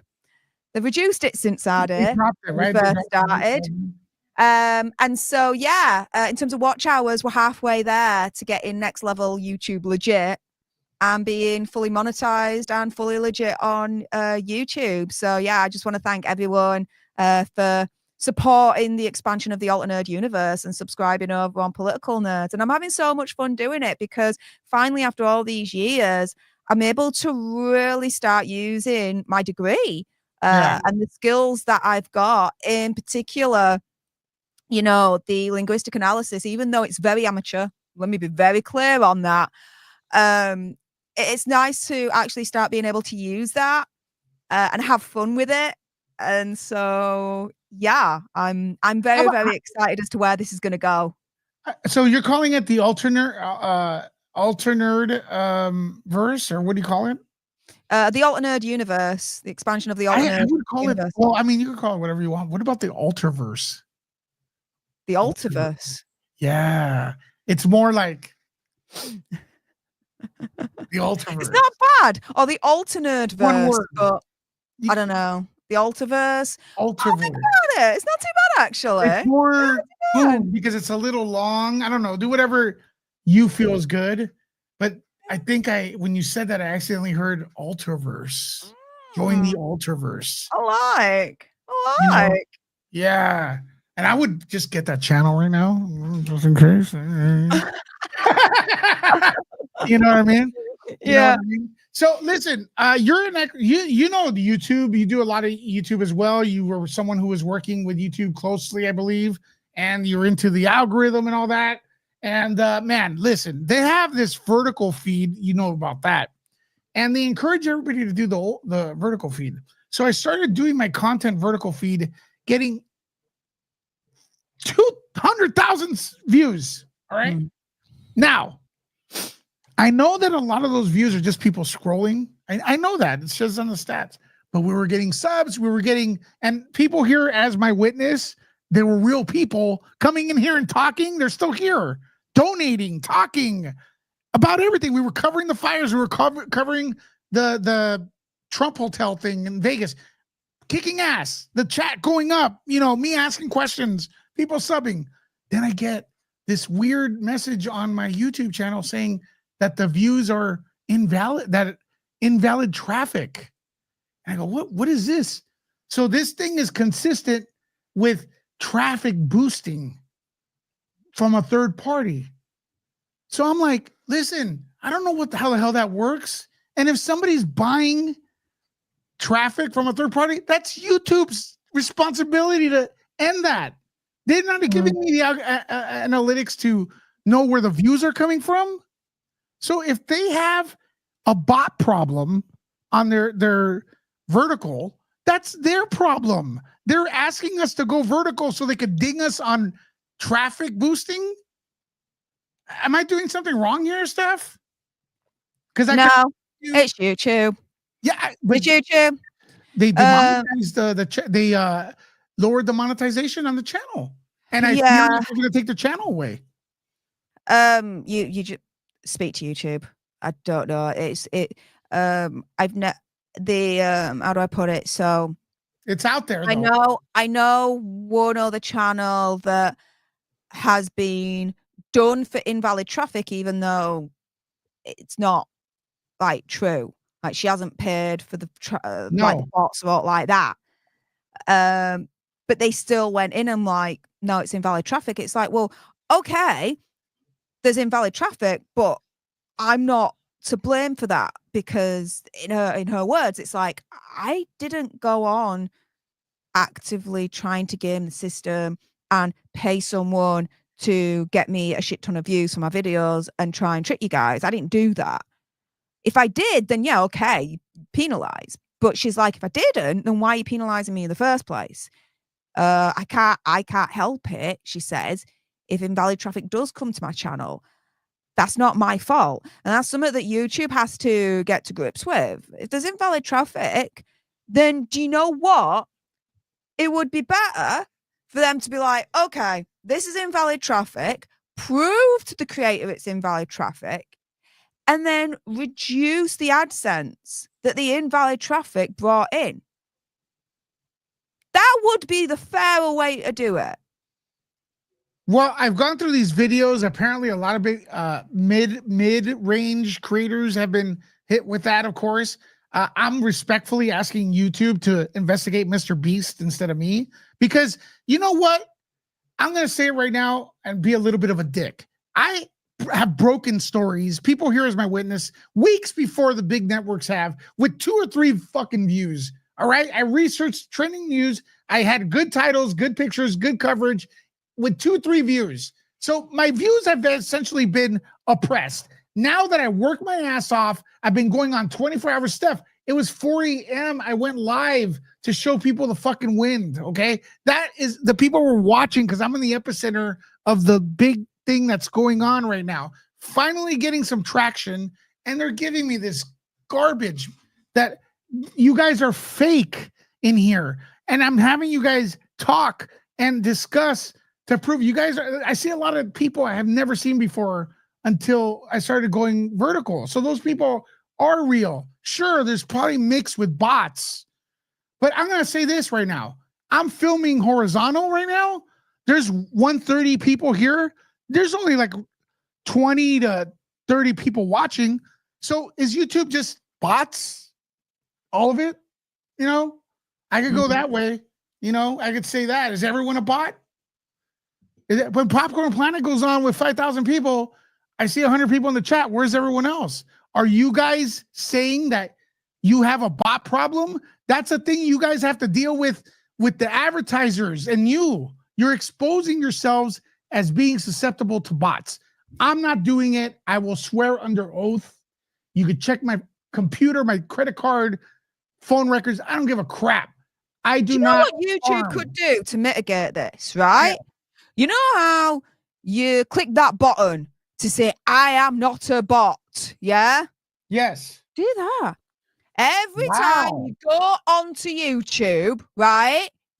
You click the button to say, I am not a bot. And you do one of those puzzle thingy-mabobs, or you read the thing and you type it in to prove you're not a bot and you go in. Do that. Do that. Why don't YouTube do that? It may not eradicate all the bots, but probably the majority of them. Surely. So right now, technically, if I hate a creator, I could just buy them bots. You look for that, you know, and then buy them bots, and then YouTube would automatically just blame them for the bots and you can shut down anybody. PewDiePie, Joe Rogan. You don't like them, just buy them bots, because YouTube's gonna automatically think it's invalid traffic and stump their growth and give them this, right? It's insane. It's insane. I went through in the last 2-3 months a YouTube purge, and the second one, which was just towards the end of this year, around about Christmas time, it's like it fell off a cliff. I lost about 2,000-3,000 subscribers within the matter of a couple of days. Yeah. Now, in both instances, right, YouTube turned around to me and said, well, actually, there's a problem. There's an issue with our system. It's deleting subscribers from your channel. We've seen it with other channels, but don't worry about it. Our technicians are on it, and once it's fixed, we'll get you fixed, and your subscriber count will go back to what it was before the issue even happened to you. I'm like, okay. I was told that 3 times by 3 different Google support specialists, right? Yeah. Which are the people that we as creators speak to backstage when there's an issue going on, right? Yes. I then get an email and they're like, oh, no, this is just a standard YouTube purge that's happening on your channel. Tough, goodbye. Hang on a minute. No, I was told by 3 separate Google support specialists that it wasn't a standard YouTube purge, and it was this problem instead. And it definitely did not look like a standard YouTube purge to me, because usually when YouTube purges, it's little bits at a time every day. You're talking like 1,000, 1,500 in one day, and the same the next day. That's literally jumping off a cliff there. I've never seen a YouTube purge do that before. So yeah, YouTube need to get their heads out of their ass and get it all sorted out. Absolutely. If you're a search engine, guess what? A search engine, when you write something in the whatever the search bar, whatever's talking about that should show up. I've had instances where I literally copy and paste my own title that's unique on the search, and my video doesn't show up. What kind of search engine is that? That is why ChatGPT is winning. Because guess what? if I go on, because YouTube's Google, not to get ahead of myself, they're the same company. Their search engine has been sucking, man. I don't know. It's favoritism. If I go on ChatGPT and ask what kind of dog, has this kind of spots or this size or whatever, it'll tell me the breed of dog. If I do that on Google at this point, what kind of dog does this? I'll have a kite. Like what kind of kites you could buy at your local grocery store as a result. It's like, it's messed up. It's messed up. It is. So that's why the AI is a better search. I do all my searches on AI and not Google's because I get the answer, And what did I say? There's the tweet, folks. If you guys could retweet it. And, there's no doubt in my mind they're going to somehow cancel this channel at this point. Head over to Rumble. Head over to the alternatives. I have no choice. I love you, YouTube. You don't love me. So I have no choice. It is what it is. Okay. Steph, I'm going to ask you, should I do more? Should the show go on and should I keep doing vertical? I feel I should because I've been gaining subs that are real. I've been getting people donating. I doubt bots could donate. I doubt bots could answer questions. I doubt bots could subscribe, then chat with me. So I feel like they don't want me to do that no more. But it's like, because they're seeing that I'm growing too much. It's like, hey, bro, you're getting too big. I gained 3,000 subscribers in a week, because I'm covering the damn fires, folks. I'm here. I'm making 4 videos a day. You all are telling me, please go to sleep, dude. You're going to kill yourself. But I'm doing the hard work because I saw an opening. Steph, when you see something, an opening as a fighter, you're boxing, right? And the other guy drops his guard, you take the shot, and then the guy wobbles, so you throw the combination to get the knockout. That's what I feel like. But the referee stepping in with his YouTube and saying, oh, you can't throw punches during this boxing match. That's what I feel like. Look, Emily just became a member. Emily, you're not a bot. You're a real person. Look at that. Smile. I know I'm not a bot. I'm a real person. Hey, up YouTube. Exactly. So what do you think? I'm gonna go vertical. Let them cancel my ass. I'm done. And I'll be like, help me. Well, I'm do you? Yeah. Would you go vertical after this? No. I don't even know if it's the vertical. They didn't tell me what videos do they. They're not specific. Who knows? Who knows? But I don't. When you say going vertical, do you mean like doing the vertical shots or just going vertical? Yeah, vertical shots would put you in the short stream algorithm. Okay. Yeah. I don't like doing shorts, and there's 2 reasons as to why. The first one is that with shorts, you attract an audience that only wants information in short form. They want it very quick, and then they'll go on to the next kind of video short, right? Whereas I like to produce content that's not short, that's long form, and I can go into detail and explain things. The second reason why I don't like to do shorts is YouTube. You listening? Don't pay well. Sorry, I'm going to be completely honest here. I'm going to say things that other creators won't say, but a lot of you guys know me, and a lot of you guys know I'm going to call a spade a spade. I'm not going to spend all my time, right, creating content, which, by the way, is now my full-time gig, right? It pays for bills. It allows me to reinvest back into channels and all that lot, right?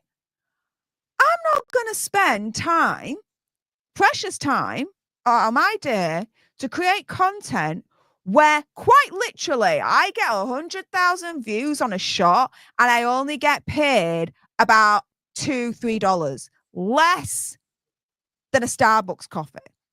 Yeah. It makes no financial sense whatsoever to be creating shorts because they just don't pay well.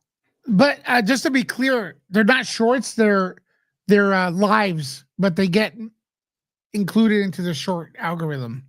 Okay. So, yeah. So in terms of that, again, because it gets included into the short algorithm, then you are attracting a large audience base that is only interested in short form content, want the information in 2 minutes and that's it.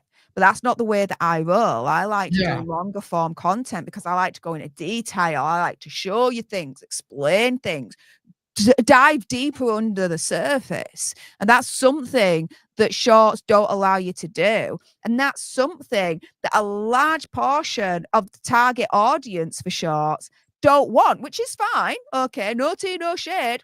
No problem with that.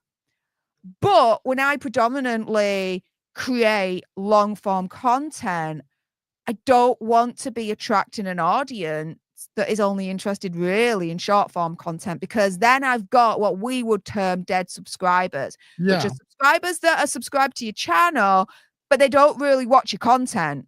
That is actually counterproductive and can harm a channel. And so for me, I won't do shorts and I won't do vertical content for those reasons I've mentioned. But I have that anyway. We kind of have that anyways, because no way our audience. There's a lot of audience here that were here for different formats. The Johnny Depp trial, for example, a lot of those people are gone. That's a dead subscriber group. No, you say a lot of those people are gone, but at the end of the day, I'm still getting a large portion that of were there views in comparison to my subscriber base. But you've been doing that one format with Meghan Markle for a while now, like 2 years. I've been doing it for quite a number of years. And the thing is, when I go on to my analytics, for example, for political nerds, my average view duration overall is about 4.5 minutes.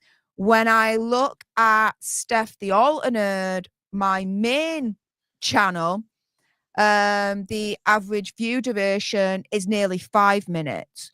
And so that indicates to me that the majority of my audience is more interested in the longer form content, because the maximum you're allowed in terms of short form content is 3 minutes. And that's it. And that's only recently. It used to just be 1 minute. By the way, thank you, Wendy, for becoming a YouTube member. Like, I've met a lot of these people. I don't know if Wendy is one, from the vertical stream. We've built the community in these past few, ever since, you know, we I think, what did we do? We were doing Diddy on the vertical. We got some, look, there's more people coming in. And a lot of these people, I respectfully, I don't remember. I don't know if you're new and stuff that came in from the vertical feed. Rhino Mellet, thank you for becoming a member. It's a good way you can support the channel. Here, I think I have a really low tier. You can support the channel. That way it really makes a difference and stuff. So I think a lot of these people are coming in, and for me, it's kind of legit. But look, YouTube is, they're saying that. They're saying they're saying you're not real. What else can, you know, they're encouraging people to go vertical, and then they're telling people, you know, they're penalizing people for going vertical. And then there's another thing. They encourage creators to do reaction videos of trailers and stuff like that, so you could get sued, and then you get sued by the dang studio for copyright infringement. You know, it doesn't even make sense. Allison came from the JD trial, stayed for the community. There are people from the JD trial, absolutely, but I feel a lot of them are not there. Not for me. They've gone onto things, and that's absolutely fine. I mean, I do know that there is a portion of the JD community that don't watch my channel anymore because I've pivoted to a niche, and that's it now. That's Steph the Alter Nerd at this point, and that's okay. I mean, Steph the Alter Nerd has gone through quite a number of eras. I started off on the channel nerding out on movies and TV series. I then switched to true crime, then popular culture. The Johnny Depp trial was in on all of that. But during all that time, you know, I started to kind of integrate that with Royal News and Harry and Meghan, and that's just where, you know, the channel and the community just led to. Harry and Meghan royal news. And that's okay because I'm a nerd in that as well. So away we go, right? In radio, we used to say, because I used to be in a radio station that was top 40, but was leaning hip hop, and I don't really like hip hop. I really don't like hip hop. I find it boring, especially the hip hop from '92 on. That's like after the Snoop Dogg era and that stuff just started going downhill. But whatever. So I would always ask my friend that was a DJ there and say, "Why don't you guys play more dance music, man? I go to these clubs, people love it." And he goes, "Look, the audience at the station, which is Power 106, they like hip hop. That's what our research shows. And here's the key: you cater to your available audience. Yeah, You only cater. So if my audience, your audience, Meghan Markle, that's your available audience. If you start doing maybe UFOs, your channel won't do as well because the audience likes Meghan Markle, and that's your available audience. But here's the key." It's something you like as well. Correct. I'd like covering Trump. I do. And I mean, this is why I started Political Nerds on a separate channel, because it's the way that YouTube works, guys. Yeah. So when you've got one channel and you're trying to cover just on that one channel different things, not just different topics, but literally different things. So you've got a channel, right? Yeah. And you do something on politics, then you do something on TV and movies, then you do something on true crime, then you do something on pop culture. Guess what? YouTube penalizes you for that because you're not focused on one particular kind of niche topic area, so to speak. The YouTube algorithm doesn't know where to place you, doesn't know where to put you, doesn't know how to promote you, doesn't know which audience you're trying to angle for. And so you lose before you even start. But if you start a second channel for that particular different niche, then it works. And I'm proof in the pudding, because quite literally, I started uploading content this time last week, and I'm already over 19,000 views and already nearing 1,200 subscribers. And that's not me flexing or showing off or anything like that. So please don't get it twisted. Get up and flex. Show those abs. But that's proof in the pudding. I know if I started political content on Steph the Alternate and I continued as well at the same time with the royal news, it wouldn't work. It wouldn't work. The only people that have really been able to get away with that are people like Philip DeFranco. But that's only because they've been doing it for donkey years. You're talking over a decade. Drama Alert as well as another one.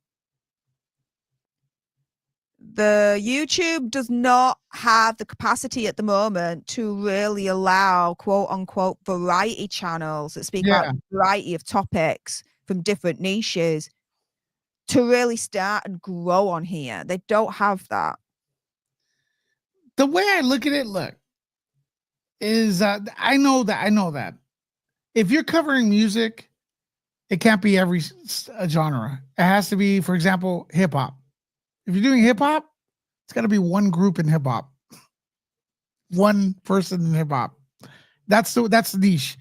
So that's the way. If you have a channel that just does Snoop Dogg news all day, that's probably going to do pretty well, because you're going to get, every time there's a Snoop Dogg thing, to go to the Snoop channel, Snoop Nerd, whatever, right? So, I mean, correct me if I'm wrong, you do royals, it's probably more Meghan Markle based even than that, because if you go royal, any other, the princes or whatnot, the algorithm is probably going to be a little bit still good views, but they're going to go Meghan Markle first, right? No, really, no. I've done other topics in terms of royal family and done extremely well. Like when Princess Catherine came back to public royal life with Trooping the Colour, did well with that. The whole Princess Catherine thing from this time last year, that there was a lot of interest in that. There's a lot of interest with Prince Andrew and what's going on with him. Prince William, King Charles, Prince Harry.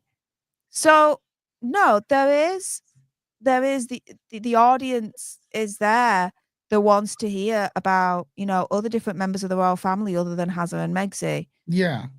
Now it's there, but again, it works because it's royal family. So again, you're working with the YouTube algorithm rather than against it because it's all royal family based. So again, the algorithm knows when you release a video which audience to promote that video to. Well, I've been kind of nursing the channel. Like today's a low viewership video, but I've been kind of going a little bit more political. When you visited LA, I had mentioned it to you that I could do politics. I'm not an expert in politics, but I'm just a regular person that's a voter, and I have experiences, right? Like I've had so many people unfriend me when I started doing the politics here. You know, people just disappearing off my YouTube like I have coronavirus. You know what I mean? And I'm coughing on them. People are just because I said something nice about Trump or whatever, they're unfriending me. And you know, it's very sad. I think that's a video in itself. You know, just and seeing these guys smiling, laughing, and having a good time, and you know, I need more Portos in my life. When's the Yeah, next the Portos video? in bed. I am missing it, and I actually is interesting when you say when is the next Portos video because I am hoping to come back to LA this year. I'm hoping, and I said this before on the unfortunate fires. I'm also hoping to go to I say Paris, but Disneyland Paris. Yeah. Because I've been to the Disneyland in Florida. Disney World in Florida. I've been at Disneyland in LA, but now I want to go to the Disneyland in Paris. I want to see how that stacks up against Disneyland and Disney World. Who has Tron? Who has Tron? Is it At China? the moment, it's Disney World in Florida. They've got Tron. Good. When I was last there, you're talking, I want to say 2 years ago now.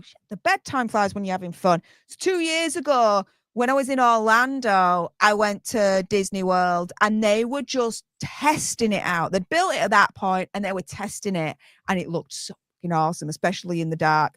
Disneyland doesn't have Tron yet. No. I don't believe Paris has Tron. I know that Japan has it.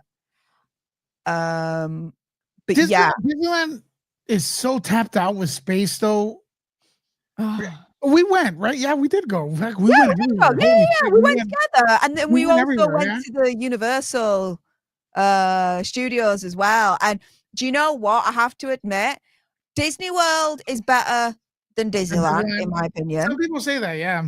Disneyland, it just looks too tired and a bit dusty, may I add. Plus, as well, that bloody Matterhorn and my sunglasses, like, dude. Anywho, but I really, really did like the Universal Studios, because of the Super Mario World. That was bit. fun. That was so much fun. That was so much fun. You know, man, we had such a great meal at Disney too, right? Outside. I still have my Mario bracelet that we got that you needed for why wouldn't the you have coins it? and everything and the keys. Oh, it was so much fun. I loved it. And yeah, afterwards I remember it was a Panda Express. And I really liked the orange chicken from the Panda Express. You did. You were at Panda Express. You were going all the time, right? I was a little bit of a Panda Express junkie. That and Portos. It was like, right. Oh shit. Let me say the story. Oh, go on. I think only I could do it, right? Yeah. Okay, Go for it. Steph, she has her mannerisms. I don't know if this is not an insult, like OCD-ish to me, you know, like OCD. Is that what you call it? A little bit OCD. I'm on the spectrum. I'm autistic. So It's yeah, not I've got my ways. It's not like, so you have to, like, my perception of you is like, you're particular. Like there's most things you're not going to like just because I like it. Right. So I go to Portos which is a Cuban pastry place, and it's very similar to Italian food. It's very similar to Italian food, but I'm like 100% sure this chicken gonna like it. You know what I mean? I'm like, I'm just gonna buy it, meat pies, and blah blah blah. Okay, so I go to you to pick you up, and I go, hey, I got breakfast, and you go, cool. What is it? And I go, it's Portos. All right. She gets the bag.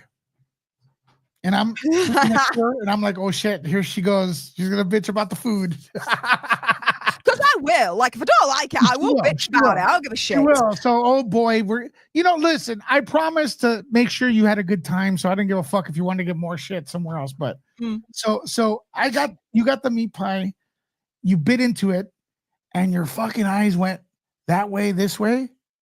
You go, Portos, huh? I guess we're gonna eat Portos every day or something like that. Yeah. And every time I'd call you in the morning, I'm like, hey, Steph, do you want me to pick you up so we could go out and about, run some errands? You'd be, yeah, cool. And I go, where are you? So I can pick you up. I'm at Portos. Yeah. Every fucking day. Yep. You were at Portos. Yep. I don't give a shit. Every single fucking day, I was at Portos, and I put on a couple of kilo by the time I got back. And actually, incidentally, the last place we went to eat before we went to LAX was Portos. We did, huh? Yeah, we did. Yeah. I remember it very, very clearly.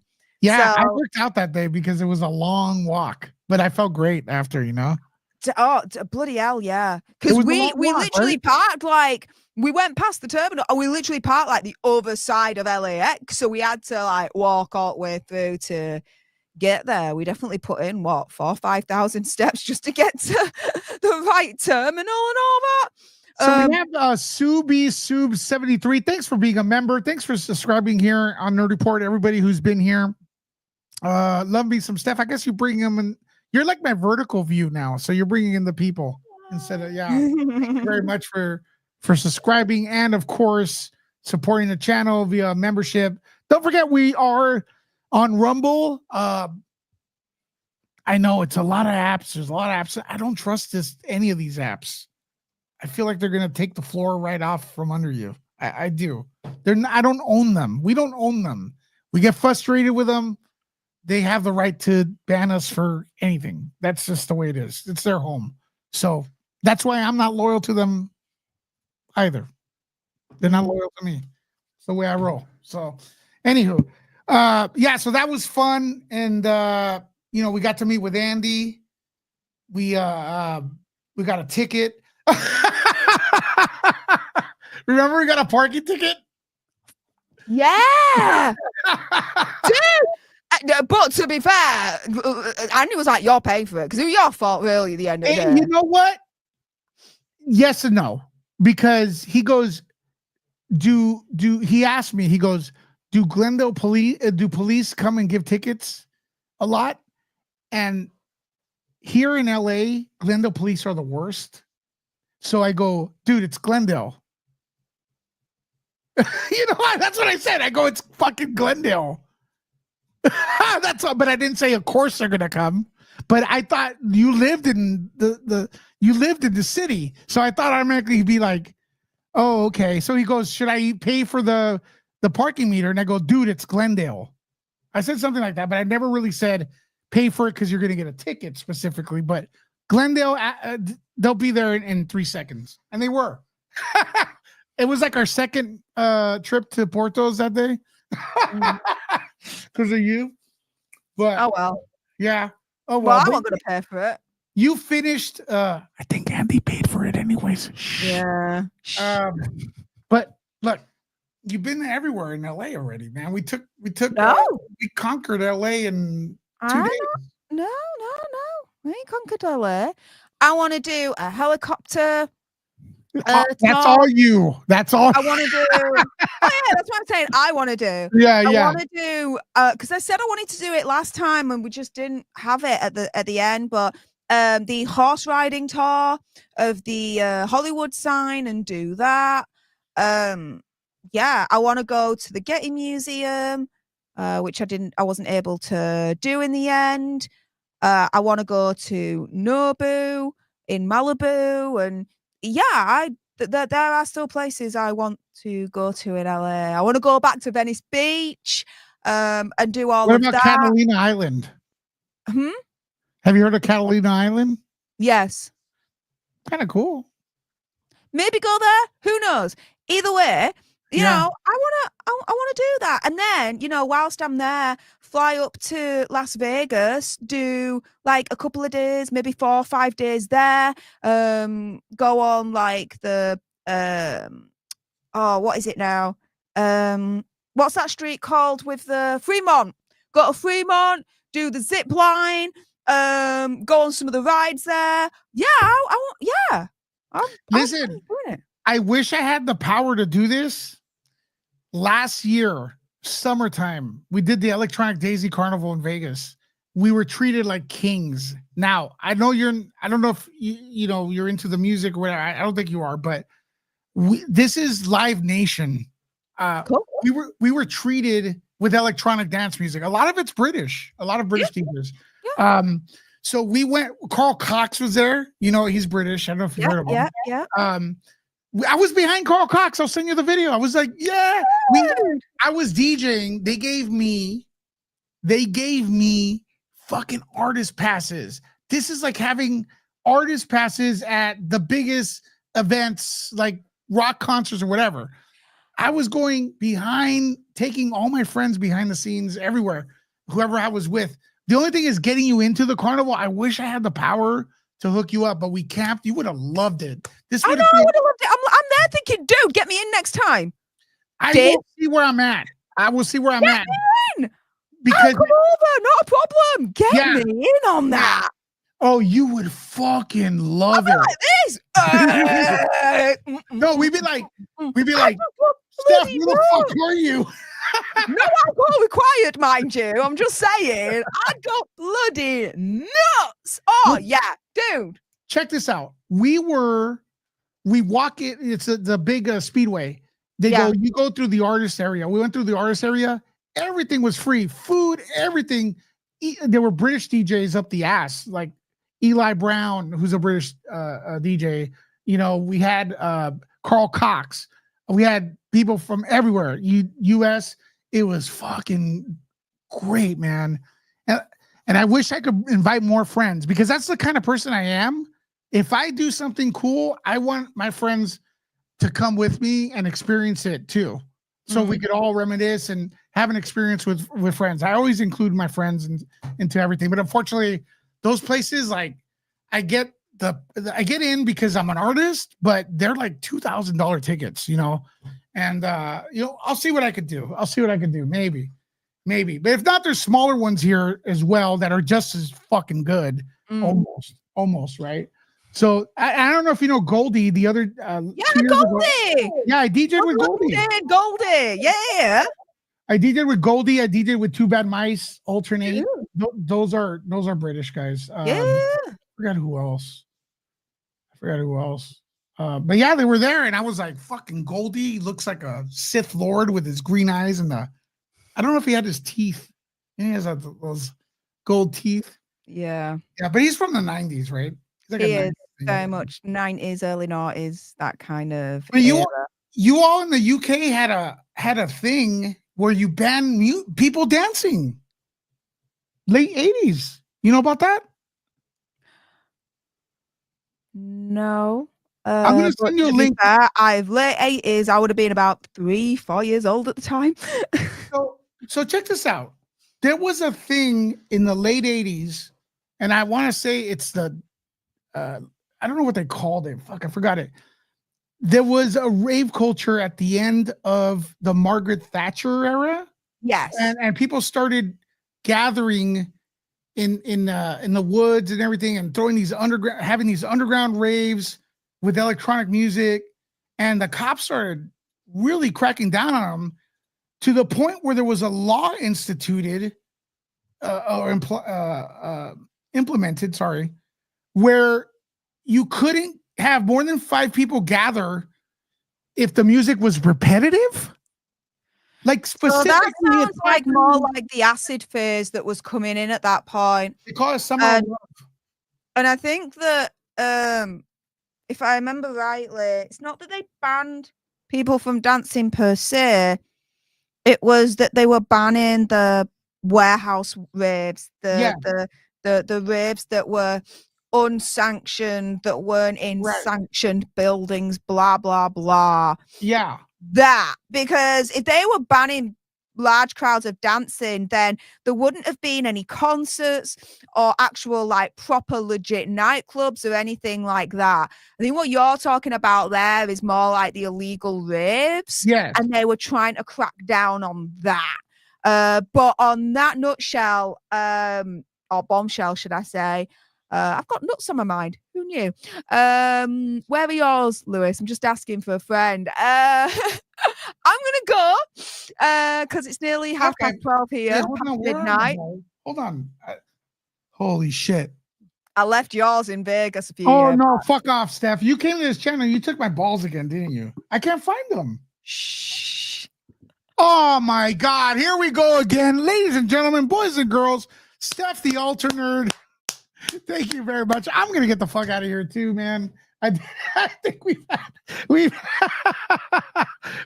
it, man. I hope you enjoy the show. Continue to support us and stuff like that. We had a good, actually, we had a pretty good show. We derailed from the entire fire stuff, but hey, man, you gotta laugh once in a while. Love you guys. Nerd out.